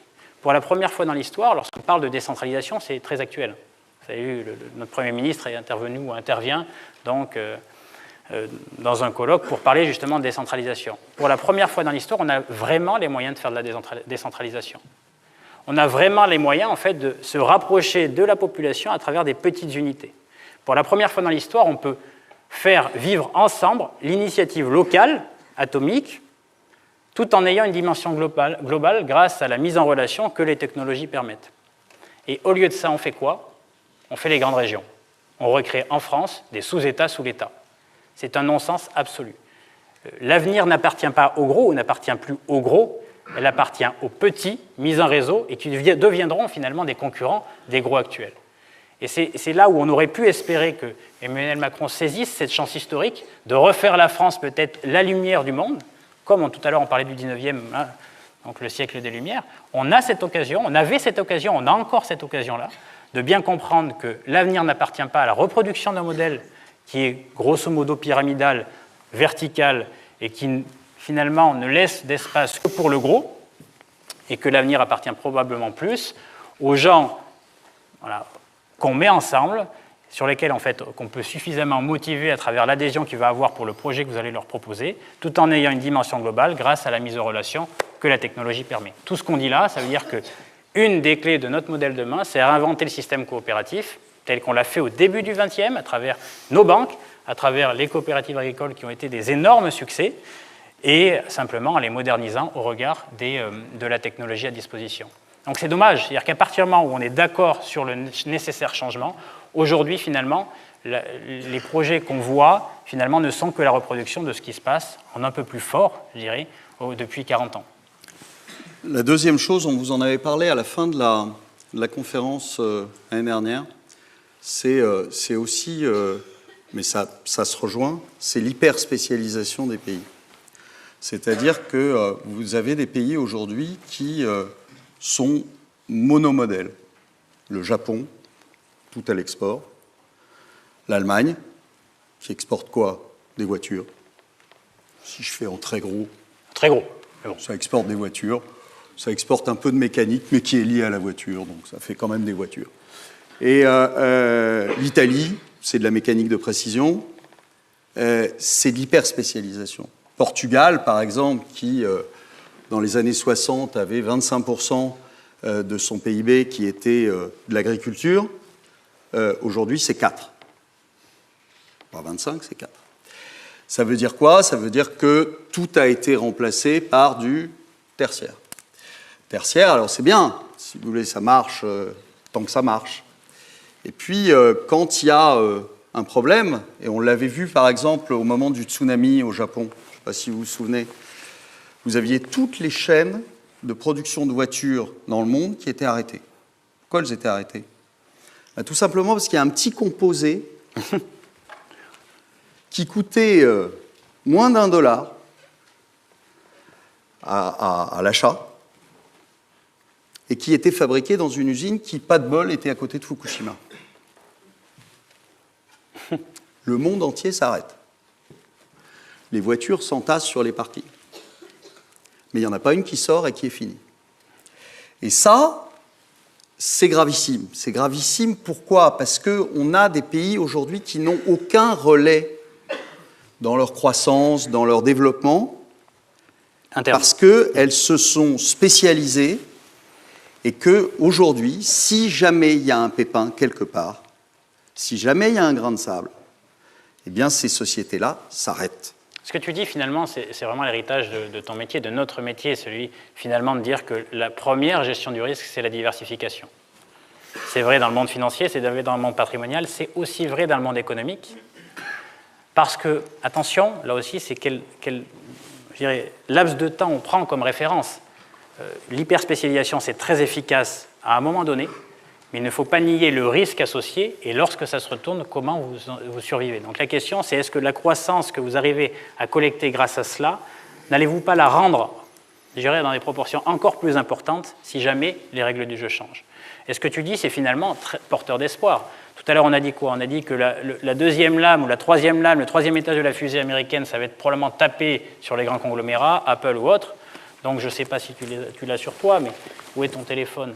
Là, la première chose, c'est que la politique industrielle de l'Europe, et si l'Europe ne veut pas le faire de la France, c'est aujourd'hui s'organiser, parce qu'on va vous dire, oui, mais imaginez si les Européens, dans ce monde-là, on va vivre sans iPhone. Et toi, tu as quoi? Tu as un téléphone chinois. Ouais. Donc on va vivre sans téléphone. Ben ça ne doit pas arriver. Ça, dans un monde qui devient tendu, on ne peut plus l'accepter.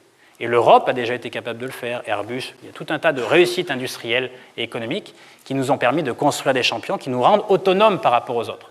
Et dans un monde qui se tend pour des raisons structurelles, il est dangereux de ne pas considérer cette autonomie-là comme le premier levier de liberté donc, dans le monde de demain. Et qu'on ne me dise pas qu'on n'a pas d'argent pour financer en fait ces leaders qui pourraient être des concurrents. À la limite, on s'en fout de la concurrence. L'objectif, ce n'est pas d'être concurrent de Google ou de concurrent d'Apple.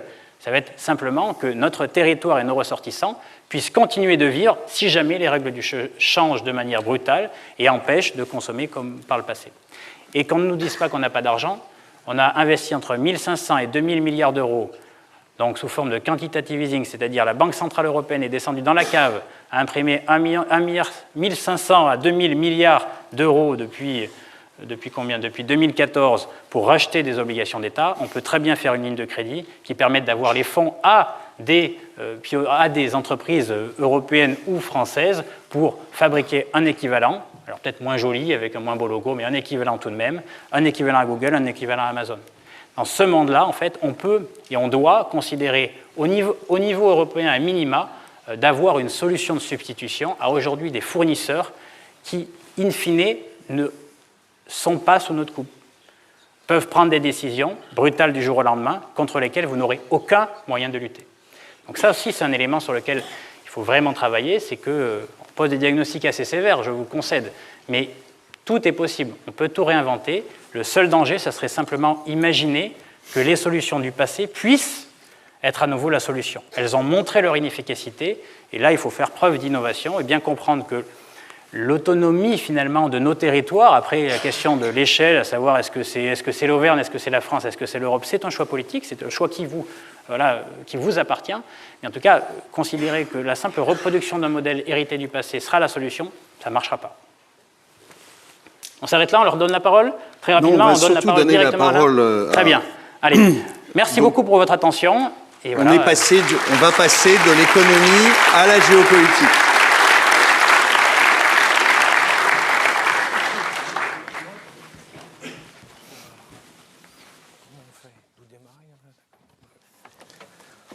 Oh, super. Hein. Merci. Super. Ah ouais.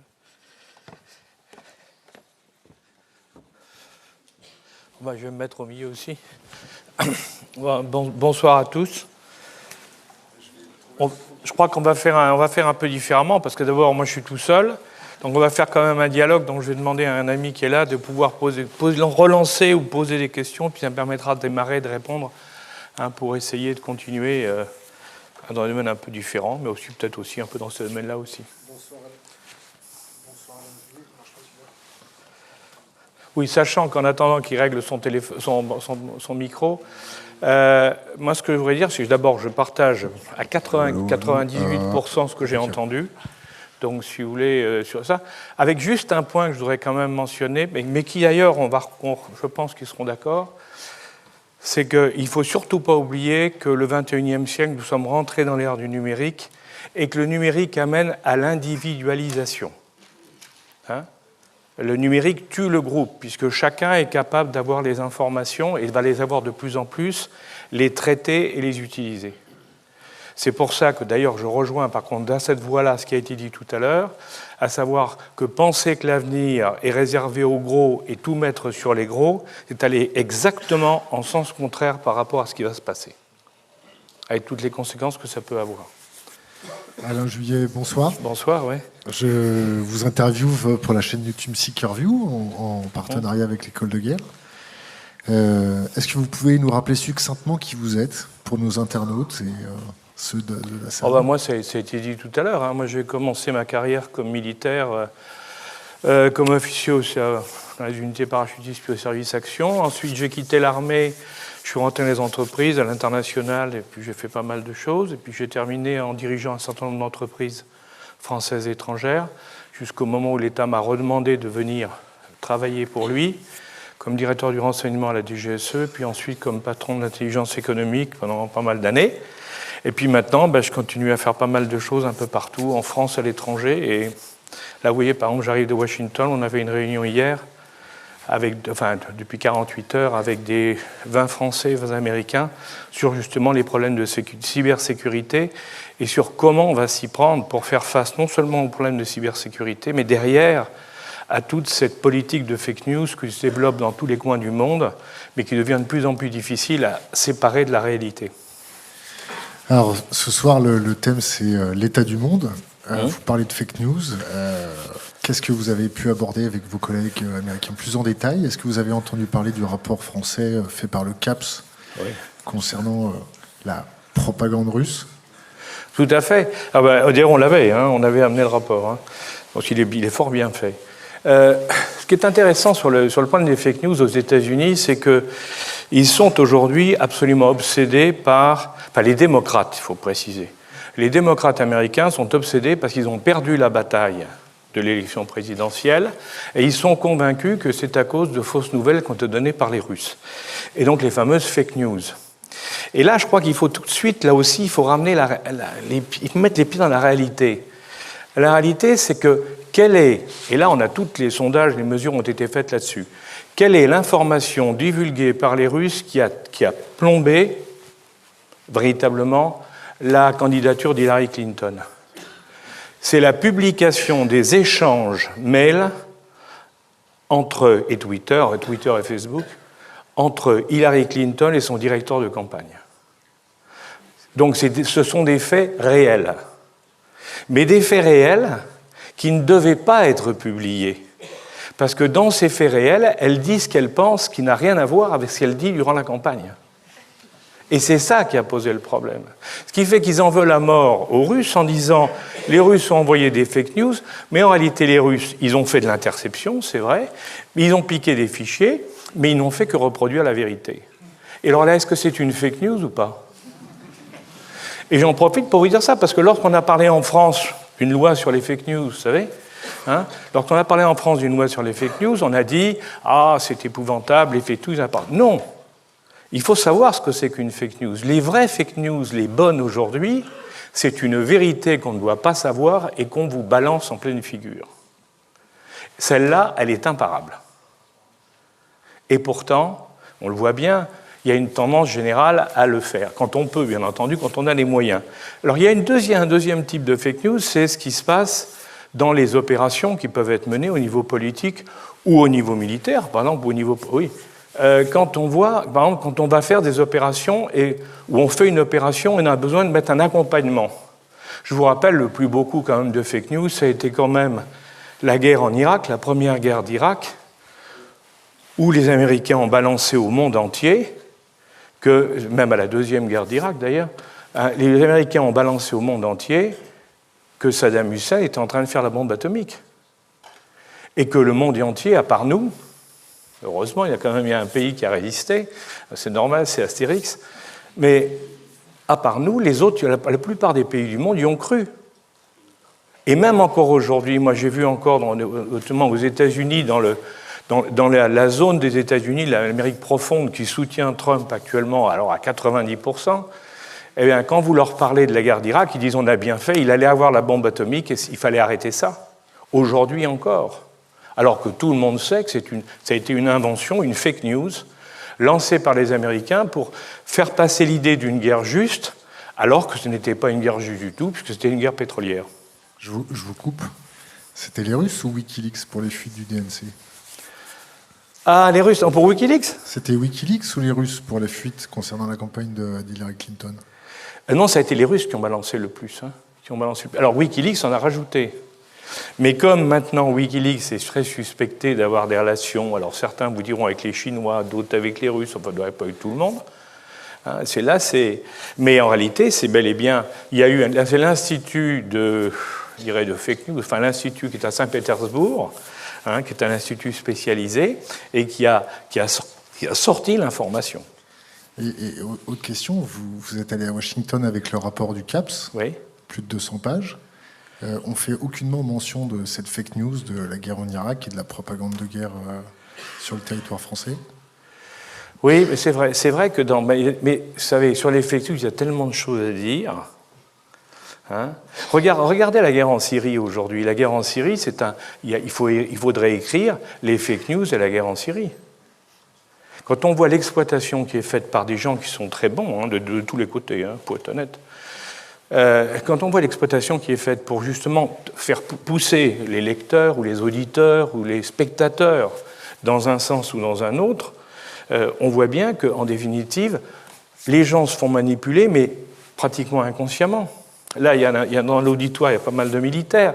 Moi, j'aimerais qu'on m'explique la différence au niveau de l'horreur entre balancer une caisse d'explosifs depuis un hélicoptère à 100 mètres de haut ou tirer depuis un avion qui était à 5000 mètres ou à 10 000 mètres une bombe qui fait le même poids sur le même objectif.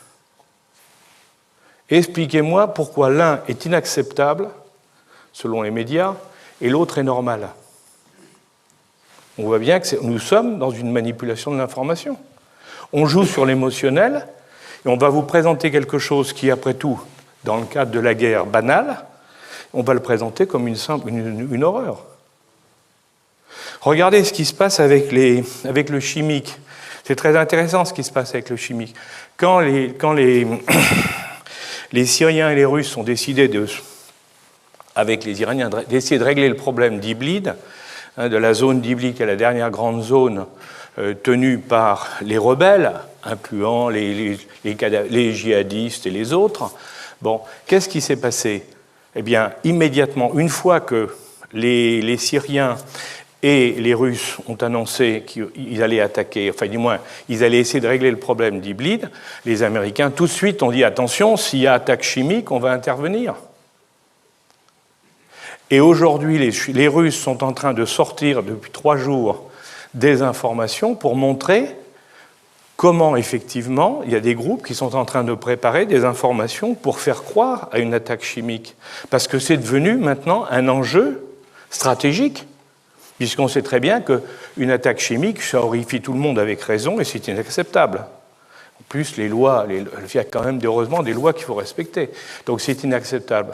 Mais le problème, c'est que la réalité de l'attaque chimique, elle, il faut être sûr qu'elle est vraie ou pas. Or, on sait très bien qu'aujourd'hui, autant dans une première partie de la guerre, ça a été utilisé de manière absolument scandaleuse par Bachar al-Assad, ça a été utilisé dans une deuxième partie de la guerre par les gars de Daesh avec des stocks qu'ils avaient saisis dans les entrepôts de Bachar, mais aujourd'hui, on a des sérieux doutes, quand on regarde le dossier à fond, sur ce qui s'est vraiment passé les dernières fois.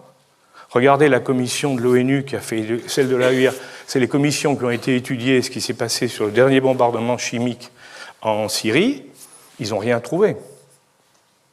Ça pose problème quand même. Donc, ce que je veux vous montrer par là, c'est moi je ne vous dis pas c'est bien, c'est mal, il y a les biens, il y a les gentils, il y a les méchants. Ce que je veux dire, c'est que nous sommes dans un monde dans lequel les fake news deviennent un élément stratégique.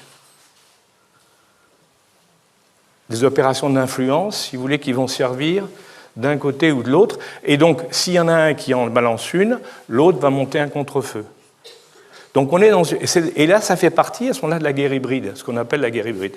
Des préconisations pour combattre les fake news dans l'esprit critique de nos populations? C'est très difficile. Donc, je crois que c'est très difficile. Parce que parce qu'on a du mal à comprendre d'abord ce qui se passe, il faut du temps pour décoder ce qui se passe, et les médias, eux, ont cette capacité de réagir dans l'instant et de surmédiatiser dans l'instant. Si quelque chose se passe quelque part, des télévisions d'information vont vous sortir dans les 10 minutes qui suivent une quantité d'informations là-dessus. qui vont être relayés par des experts, plus ou moins experts, mais on les aura trouvés pour qu'ils puissent parler. Hein, et on va continuer à faire monter une espèce de millefeuille médiatique, hein, et dans lequel, en définitive, très peu de gens auront vérifié l'origine de l'information. Parce que c'est ça le fond du problème. Aujourd'hui, l'information circule extrêmement vite par la médiatisation, partout, dans tous les domaines. Hein. On peut prendre dans n'importe quel domaine, c'est pareil. Ça va très très vite, et là, le problème, c'est tout le monde en parle, tout le monde trouve des informations sur Internet ou ailleurs, mais en définitive, personne ne vérifie ce qu'on a raconté au début, l'origine du fait, et pour une raison très simple, c'est que pour vérifier l'origine, il faut plusieurs jours ou plusieurs semaines. Et que le média, il a besoin de quelque chose qui va montrer dans la minute ou dans l'heure. 3 jours après, c'est oublié par autre chose. Parce que c'est ça le monde actuel. Hein. On vous annonce une horreur, et puis 3 jours après, vous l'avez oublié parce qu'il y en a une autre. Est-ce qu'on peut parler du réchauffement climatique et des implications sur le livre blanc de la défense française? Ah oui, ça c'est... le réchauffement climatique, d'abord, il y a une conséquence. Nous, on parle, bien sûr, on dit ça va changer les climats chez nous un petit peu, ça va réchauffer, il y aura un peu plus d'eau, un peu moins d'eau. Bon. Mais sur le plan économique, déjà, il y a quand même quelque chose qu'on voit qui est extrêmement important, c'est que le réchauffement climatique dans les zones arctiques et antarctiques est en train effectivement d'enlever une bonne partie des glaces. Et en ce qui concerne la Sibérie en particulier, toute la zone sibérienne, hein, le permafrost, qui était donc la terre qui était en permanence gelée, hein, parce que c'était ça la caractéristique de ce pays, la terre était gelée, il y avait juste une toute petite tranche de terre qui ne l'était pas, et sur lesquelles les gens essayaient de vivre en faisant un peu de culture. Eh bien, on va se retrouver maintenant, et ça commence, hein, on se retrouve avec cette terre qui devient dégelée sur plusieurs mètres, et à partir de ce moment-là, on rentre dans une autre formule, c'est-à-dire qu'on peut l'exploiter différemment, bien entendu. Hein. On va voir que, par exemple, on parlait tout à l'heure des terres rares, mais on va voir qu'au niveau des mines, par exemple, et des minerais, eh bien, tout l'Arctique et l'Antarctique représentent une richesse potentielle considérable. Alors, je sais que les écologistes disent qu'il faut préserver l'Arctique et l'Antarctique. Moi, je suis d'accord, ils ont raison, sur le fond. Mais je ne crois pas une seconde qu'on pourra résister à la pression des pays qui vont vouloir chacun exploiter les zones qui sont les leurs. Parce que ça représente des richesses considérables pour le futur. Et oui, on parlait des terres rares, par exemple. Les terres rares, les Chinois contrôlent actuellement le marché des terres rares pour la plus grande partie. Ils ont développé une stratégie pour ça. On sait déjà que dans l'Arctique en particulier, il y a des zones sur lesquelles il y a des zones de minerais dans lesquelles on peut trouver des terres rares en grande quantité. Alors vous me direz, terres rares, ça veut dire aussi pollution exceptionnelle, hein, il faut le savoir. Hein. Pour les traiter, pour obtenir les terres rares, il y a un niveau de pollution terrible. Donc ça veut dire que dans ces zones vierges, on va se retrouver avec une pollution maximale. Ça va poser d'autres problèmes. Sur les flux migratoires, sur la masse de peuples qui sont mis sur les routes par le réchauffement climatique et aussi par les guerres que ça entraîne, est-ce que ça représente un risque pour l'Europe? Je crois qu'il faut, sur les risques migratoires, il faut ramener tout le monde à la réalité. D'abord, les phénomènes migratoires, ils ont existé depuis toujours. Il ne faut pas oublier que la France s'est faite par le passage successif de hordes venues de Mongolie et d'ailleurs. Hein. Les Visigoths, ils n'étaient pas du centre de la France. Les Goths, ils n'étaient pas du centre de la France. Les gars qui sont venus, qui sont les hommes d'Attila, les Huns, ils sont tous passés. Et ils ont laissé des gens. Ils ont laissé des morceaux de leur tribu, de leur bande, qui se sont installés. Donc les phénomènes migratoires, il a toujours existé. Le deuxième élément, c'est que depuis toujours, on a des phénomènes migratoires amplifiés quand il y a des guerres, normales, quand il y a des conditions climatiques qui deviennent insupportables, les gens partent parce qu'ils n'ont pas de quoi vivre. Hein. Ils n'ont pas de... Bon, ça, c'est les deux événements classiques. Et puis le troisième, c'est parce que quand les gens se disent que chez eux, ils n'ont aucun espoir de s'en sortir, alors qu'ailleurs, c'est attirant. Mais il ne faudrait pas croire, parce que là, c'est une présomption, je dirais, coloniale, excusez-moi du terme, il ne faut pas croire que l'obsession, par exemple, des Africains, c'est de venir en Europe. Parce que ça, c'est une absurdité totale. La population, les migrants qui viennent vers l'Europe ne représentent pas plus de 10% de la totalité des migrants en Afrique. Parce qu'en Afrique, les gars, avant d'aller en Europe, ils vont dans les pays riches d'Afrique. C'est-à-dire qu'ils partent des pays pauvres, ils vont dans les pays riches. Vous avez, par exemple, pour un exemple, les gars du Mali, ils vont soit vers le Sénégal, soit vers la Guinée, soit vers la Côte d'Ivoire. Les gars du Burkina Faso, ils vont sur la Côte d'Ivoire. Et c'est tellement vrai que quand M. Ouattara, le président de la Côte d'Ivoire, a pris le pouvoir, il l'a pris grâce au vote des populations immigrées venues du Burkina Faso, parce qu'il ne passait pas avec les voix des locaux. Et là, ça ne nous choque pas. Alors que pourtant, c'est une réalité, et c'est partout pareil. Hein, parce que si on aurait pu parler de l'Asie, avec la zone du delta du Mékong, on pourrait parler de l'Amérique du Sud, c'est partout pareil. Les phénomènes migratoires se font dans tous les sens. Alors, ce qui se passe chez nous, c'est qu'il y a eu effectivement une vague très importante, du fait des conflits Afghanistan, Syrie et autres, ça c'est clair, du fait aussi qu'il y a eu, en ce qui concerne l'Afrique, il y a eu une véritable promotion de la migration vers le nord par des organisations criminelles. Parce que ça, on n'en parle pas non plus, c'est dommage, mais les mêmes routes qui servent aux migrants en Afrique servent également pour tous les grands trafics, c'est-à-dire les trafics de cigarettes, les trafics d'armes, les trafics de drogue, les trafics de produits pharmaceutiques. Et vous retrouvez exactement les mêmes étapes, les mêmes routes dans tous les cas de figure. Et les pauvres migrants qui prennent ces routes-là, parce que ça paraît les plus faciles, se font littéralement esclavagiser sur la route à chaque étape. C'est un véritable parcours du combattant. Hein. Bon, jusqu'au moment où ils arrivent en Méditerranée, hein, et où là, ils se trouvent avec d'autres problèmes, puisqu'il y a d'une part les gens qui sont sur les côtes qui les exploitent, ça on le sait maintenant très bien. Il y a les passeurs qui les exploitent aussi, parce que les gens qui les font passer de l'autre côté, c'est pas gratuit. Hein. Et puis ensuite, il y a les réactions dans les pays européens qui sont très fortes, parce qu'on sait bien que dans tous les pays du monde, c'est pareil, et tous les sociologues l'ont démontré, dès qu'on atteint un certain seuil de population extérieure, il y a des réactions de la population locale. Ça, c'est pas une question de politique ou de philosophie. Tous les sociologues l'ont étudié, c'est connu, mais ça fait depuis très longtemps. Si on parlait un peu de la Chine, vous avez quelques mots pour nous? Oui, la Chine, j'ai entendu avec beaucoup d'intérêt ce qui a été dit sur la Chine tout à l'heure. Moi, je pense qu'il y a... Par rapport à ce qu'on vous a dit, j'ajouterais une petite chose à ce moment-là.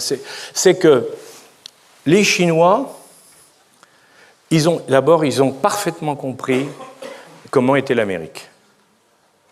Et en définitive, je pense qu'ils comprennent mieux Trump que nous tous.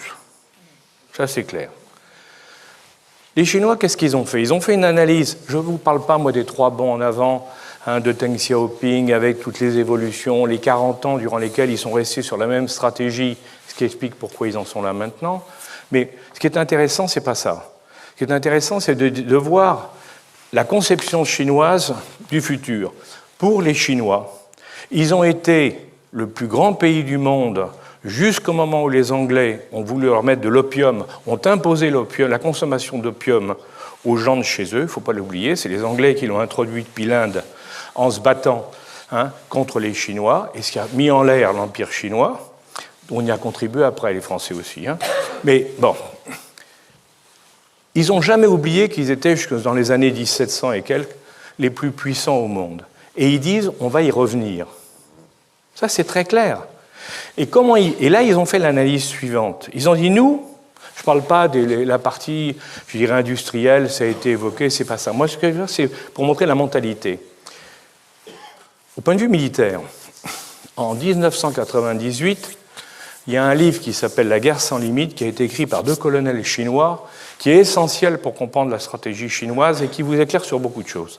Qu'est-ce qu'ils disent? Ils disent « Jamais nous ne pourrons être aussi forts que les États-Unis parce qu'ils investissent un budget qui est colossal par rapport au nôtre. » Je Je vous rappelle que cette année, on est passé de 610 milliards à 700 milliards de dollars aux États-Unis. Ils sont à 210 en Chine. 3 fois, un peu plus de 3 fois moins. Bon, qu'est-ce qui s'est passé? Les Chinois, les deux colonels ont dit « Nous, on ne peut pas lutter contre ça. On ne pourra pas avoir autant d'avions, de sous-marins, de porte-avions que les Américains. Donc, comment peut-on faire pour les neutraliser ou les gagner ?» Et dans ce livre, il y a une phrase qui est un chapitre entier qui est très intéressant, où ils disent, dans le fond, on prend la première ou la deuxième flotte américaine. Ils sont plus puissants que tout ce qu'il y a eu pendant la Deuxième Guerre mondiale. Qu'est-ce qui se passe s'il n'y a plus de liaison radio ou autre entre les sous-marins, les destroyers, le porte-avions, les avions et ainsi de suite? Et bien sûr, tous les missiles et tout ça. Eh bien, s'il n'y a plus de liaison, ils peuvent être la plus puissante flotte du monde, ils ont perdu. Et ils ont dit, il faut donc qu'on s'attaque, nous, à ces problèmes-là. Priorité à ça. D'où, par exemple, le développement dans le quantique. Une des raisons du développement, ils savaient qu'ils sont plus en avance que les autres dans le quantique, ils ont lancé un satellite qui utilise partiellement des techniques quantiques, c'est le premier. Et bien là, c'est parce qu'ils ont compris qu'il y avait quelque chose à faire. Un autre exemple qu'on peut prendre, parce que c'est toujours dans la même logique, si vous voulez, c'est récemment, quand vous regardez l'évolution actuelle dans la cybersécurité et la cyber tout court. Bon, on en a parlé tout à l'heure, vous en avez entendu parler tout à l'heure. Bon, tout le monde est en train de se préoccuper du numérique avec les algorithmes, les big data. OK ? Et effectivement, les GAFAM, les Américains, les groupes américains, surinvestissent dans cette partie-là. Alors maintenant, regardez ce qui se passe au niveau de l'intelligence artificielle, qui est l'étape suivante. Parce que l'intelligence artificielle, ça vient après le traitement du big data et de l'algorithme. Eh bien, les Européens investissent 1,8 milliard, l'équivalent de 1,8 milliard de dollars. Non, les Européens. Les Américains investissent 11 milliards. Les Chinois sont estimés entre 20 et 40 milliards de dollars d'investissement sur l'intelligence artificielle. Pourquoi? Parce qu'ils disent ils seront peut-être très bons dans l'étape actuelle, mais nous, on aura dépassé l'étape actuelle, on les attend à l'étape du dessus. Et je me souviens, c'était il y a très longtemps de ça, le patron de Sony, Akio Morita, qui a inventé le Walkman. Le Walkman, c'est ce qui a lancé tout derrière. Maintenant, tout ce qu'on a, les iPhones, les smartphones, les tablettes, tout est venu de là. Et quand Morita, on lui avait posé la question, à une convention pour industriels de beaucoup de pays du monde, et on lui avait dit « Pourquoi vous avez inventé ce truc-là qui ne marche pas ?» C'est moderne, mais ça ne marche pas. Et il a eu cette réponse très simple. Il a dit « Attendez, vous êtes bien des Occidentaux.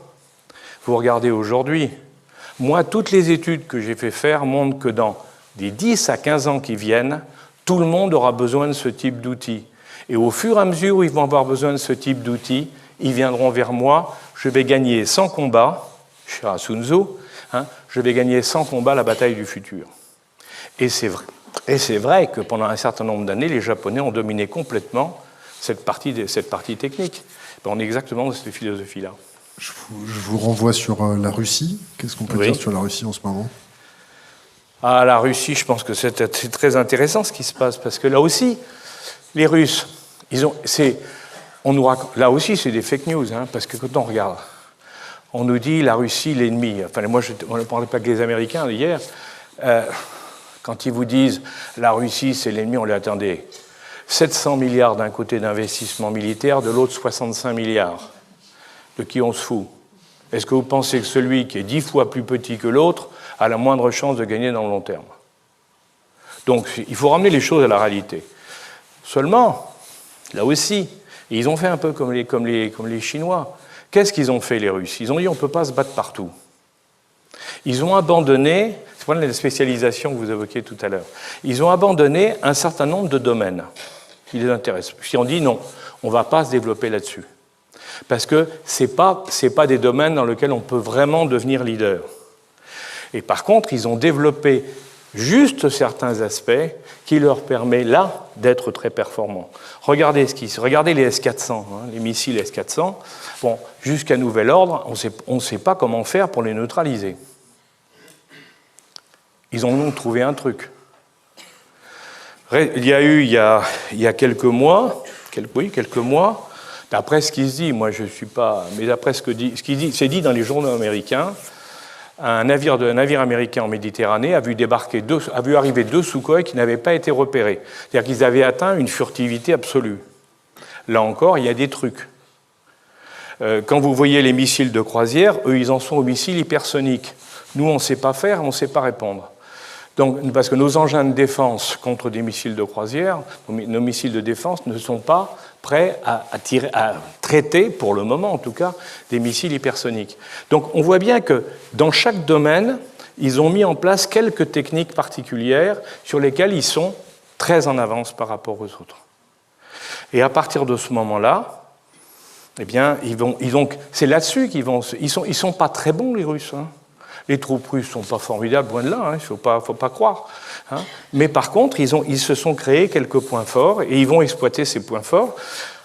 À côté de ça, c'est vrai qu'il y a une continuité. Bon, là, Poutine, on peut aimer ou pas aimer Poutine, mais moi je crois qu'il y a toujours 2 chiffres il ne faut jamais oublier. Enfin, il y a un chiffre qu'il ne faut jamais oublier quand on parle de Poutine aujourd'hui, c'est que quand les Russes ont connu la libération démocratique à la chute de Gorbatchev, leur pouvoir d'achat s'est effondré de plus de 50%. Et le pays est tombé entre les mains des voyous. Les Russes viennent de retrouver le pouvoir d'achat qu'ils avaient à l'époque communiste, la dernière année de l'époque communiste. Ils l'ont retrouvé il y a 2 ans. Tout ce temps qui s'est passé, ils ont tiré la langue parce qu'il fallait essayer de remonter. C'est pour ça que la vision de la démocratie par le peuple russe n'est pas exactement la même que la nôtre. Hein. Quand vous discutez avec eux, ce n'est pas la même chose. Il faut se méfier d'ailleurs des interprétations. Et Poutine est pour tous ces gens-là celui qui a permis à la Russie de revenir. Et quand il fait des opérations fortes, comme il a fait, comme en particulier comme il fait la Syrie, mais il a fait la Crimée ou d'autres, pour les Russes, il y a un sentiment d'orgueil national qui fait qu'ils se sentent très fiers parce qu'ils disent on est en train de retrouver un certain poids au niveau mondial. Même si ce poids, ils savent très bien, ils ne sont pas fous, n'est qu'un poids relativement réduit. Mais il n'empêche qu'ils ont retrouvé, si vous voulez, ils ne sont plus humiliés.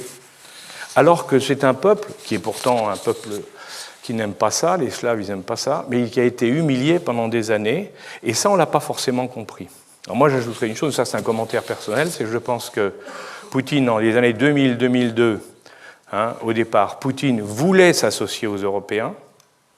On n'a pas voulu le faire pour des raisons politiques, et on va le payer très cher, parce que si c'était associé à nous, ça permettait de faire un bloc qui était homogène par rapport aux Américains et par rapport aux Chinois, alors que là, il est en train de s'associer aux Chinois parce qu'il n'a pas d'autre choix, même s'il sait que la Sibérie est en train de se faire envahir par des millions de migrants chinois et qu'il va perdre la Sibérie dans les 20 ans si ça continue comme ça, parce que ça sera totalement sinisé, et à ce moment-là, et vu l'éloignement, cette partie de la Russie, qui est la partie riche, c'est là où il y a toutes les mines et les réserves énergétiques, risque de passer vers la Chine, et eux, ils seront balayés. On fait une petite parenthèse sur l'affaire Skripal. Ah, l'affaire Skripal, ça y est, on sait maintenant, ce qui n'est pas étonnant d'ailleurs, on a vu que un des 2 gars qui avait parlé à la télévision en disant « j'étais un bon touriste », les Anglais ont sorti hier qu'il était lieutenant-colonel au GRU. Bon, ce qui est sûr, enfin depuis le premier jour. Non, je crois que l'affaire Skripal, si vous voulez, c'est une affaire intéressante. Parce que, indiscutablement, alors, au départ, c'est vrai qu'on pouvait se poser la question en disant quand même, pourquoi les Russes ont fait ça? Pourquoi les Russes ont pu faire un truc pareil? Et puis, c'était oublié en définitive un principe de base, mais vraiment de base, du service militaire de renseignement russe qui s'appelle le GRU, dans lequel il a toujours été dit depuis Beria, c'est-à-dire pas d'aujourd'hui, ça date de l'époque de Lénine et de Staline, il a toujours été dit que quelqu'un qui trahit au profit d'une puissance étrangère doit être exécuté, quel que soit le temps qui passe et où que ce soit. Et ça, c'est leur règle. Moi, personnellement, je pense qu'ils n'ont même pas posé la question au-dessus. Moi, je pense qu'ils n'ont pas demandé à Poutine parce que c'est la règle chez eux. Et donc, ils ont trouvé ça normal. Il ne faut pas oublier que quand même, M. le Skripal avait quand même dénoncé des camarades, des copains militaires, aux autorités américaines et anglaises, et il les a fait arrêter, et pour certains, ils y ont laissé la peau. Pas l'oublier. Donc, ce n'est pas un modèle non plus de... Pour moi, excusez-moi, c'est bien, il a trahi pour nous, donc c'est formidable, mais sur le fond, ça reste quand même un traître. On fait une petite transition. Est-ce que vous connaissez la société Palantir? Bien sûr. Qu'est-ce que ça vous dit quand Palantir travaille maintenant avec les services de renseignement français? Ça me dit qu'on est passé, je me dis ce que j'ai entendu tout à l'heure, dire qu'on est passé à côté de quelque chose qui était très important. On sait qu'aujourd'hui, on sait depuis déjà quelques années, un certain nombre d'années, on sait que sur le plan numérique, il faut absolument qu'on arrive à avoir un système qui nous permette d'aller chercher dans ce qu'on appelle les sources ouvertes, c'est-à-dire tout ce qui est disponible, qu'on puisse aller chercher très vite toutes les informations qui peuvent être intéressantes. Bon, les Américains, avec Palantir, ils ont commencé très tôt et ils ont eu des financements considérables. Par la CIA d'abord, par ce qu'on appelle InQtel, un fonds d'investissement de la CIA. Ensuite, par la DARPA, c'est l'équivalent de la DGA chez nous, mais avec beaucoup plus de moyens. Ils ont eu des investissements considérables. Et évidemment, ils sont arrivés à faire un outil qui est actuellement le meilleur dans le monde occidental. Là-dessus, il n'y a pas de problème. Alors, la question, c'est, bien entendu, c'est qu'à partir du moment où ce système a été mis au point par les Américains avec l'aide des services de renseignement et de l'armée américaine, il est évident que toute information qui passe par Palantir, il y a une copie aux États-Unis. Hein? Et si vous en doutiez, je vous rappelle quand même quand on a ressorti la RGPD, vous savez, cette protection qu'on a inventée en Europe, qui est une belle invention.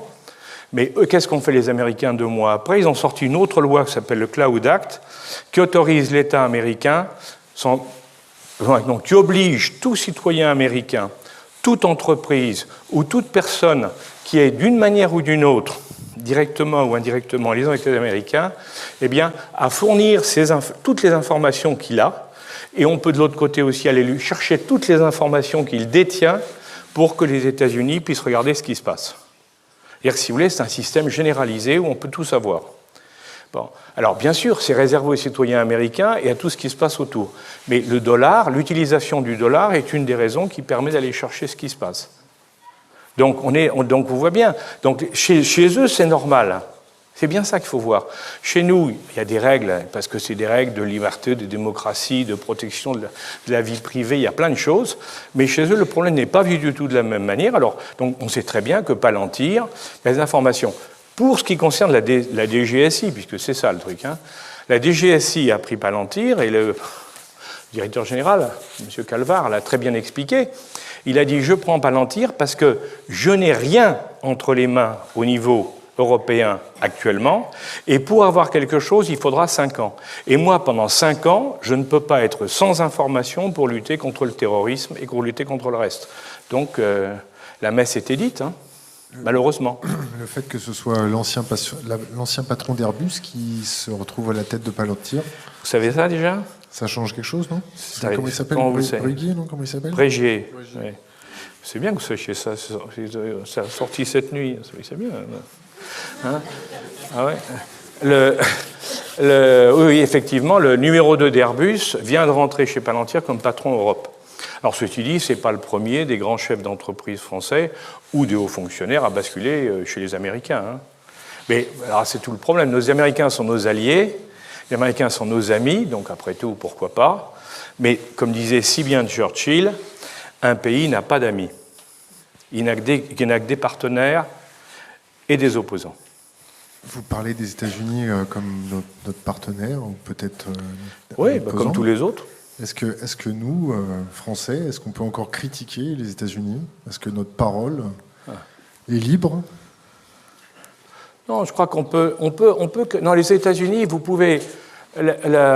Paradoxalement, vous pouvez critiquer les États-Unis à partir du moment où ils pensent que vous êtes avec eux. C'est-à-dire que si vous voulez, il y a un dogme intangible, c'est que l'Amérique, c'est l'Amérique. Hein. Et en plus, Dieu est avec eux, comme chacun sait. Hein? Donc, ça aide. Hein? Bon. Donc ça, c'est clair. Mais une fois que vous avez accepté ça et que vous dites, c'est bien votre truc, mais il y a quand même des choses qui ne vont pas du tout, là, ils vous écoutent. Et je peux vous assurer qu'aujourd'hui, ils écoutent. Maintenant, il ne faut pas non plus rêver. Hein. Il y a une différence de puissance et de taille qui fait que, bon, la France est un grand pays, hein, mais on vient de perdre la cinquième place au niveau mondial en la donnant à l'Inde, pays qui fait aujourd'hui un peu parler depuis quelques jours, hein, pour d'autres raisons.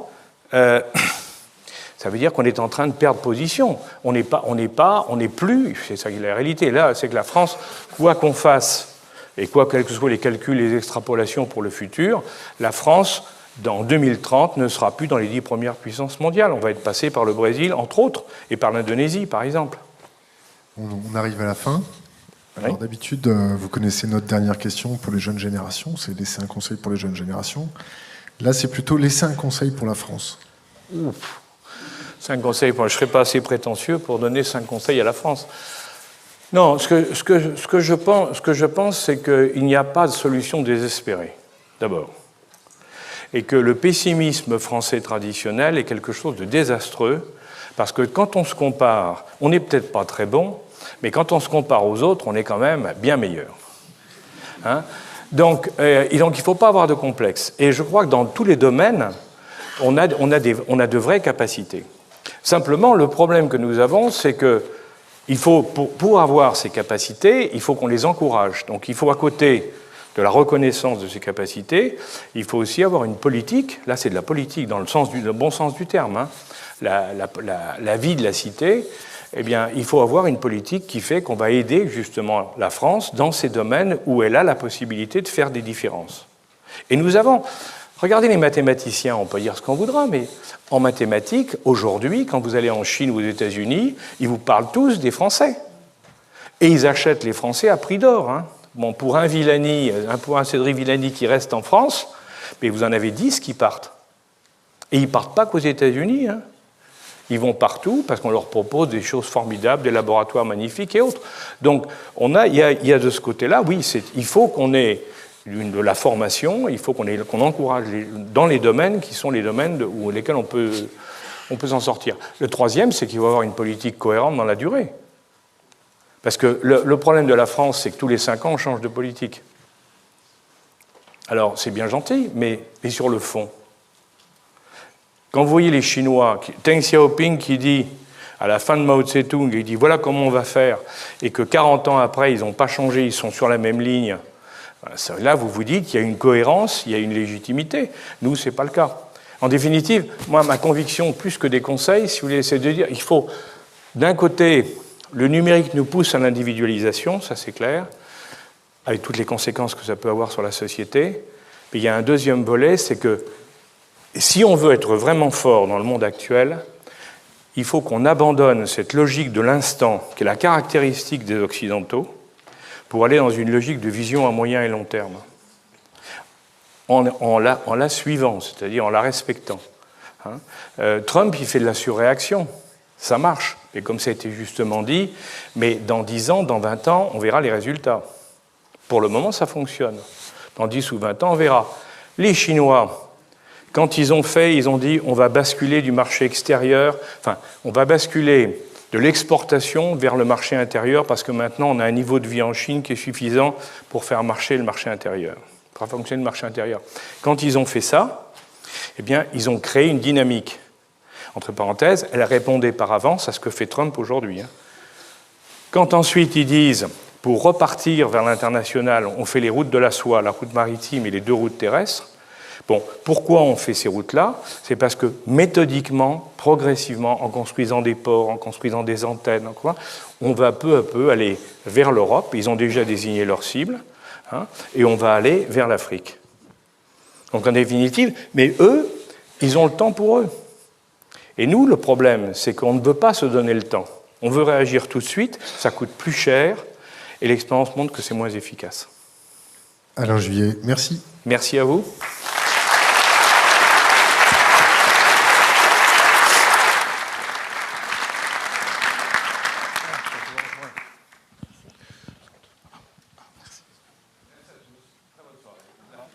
Ah ouais.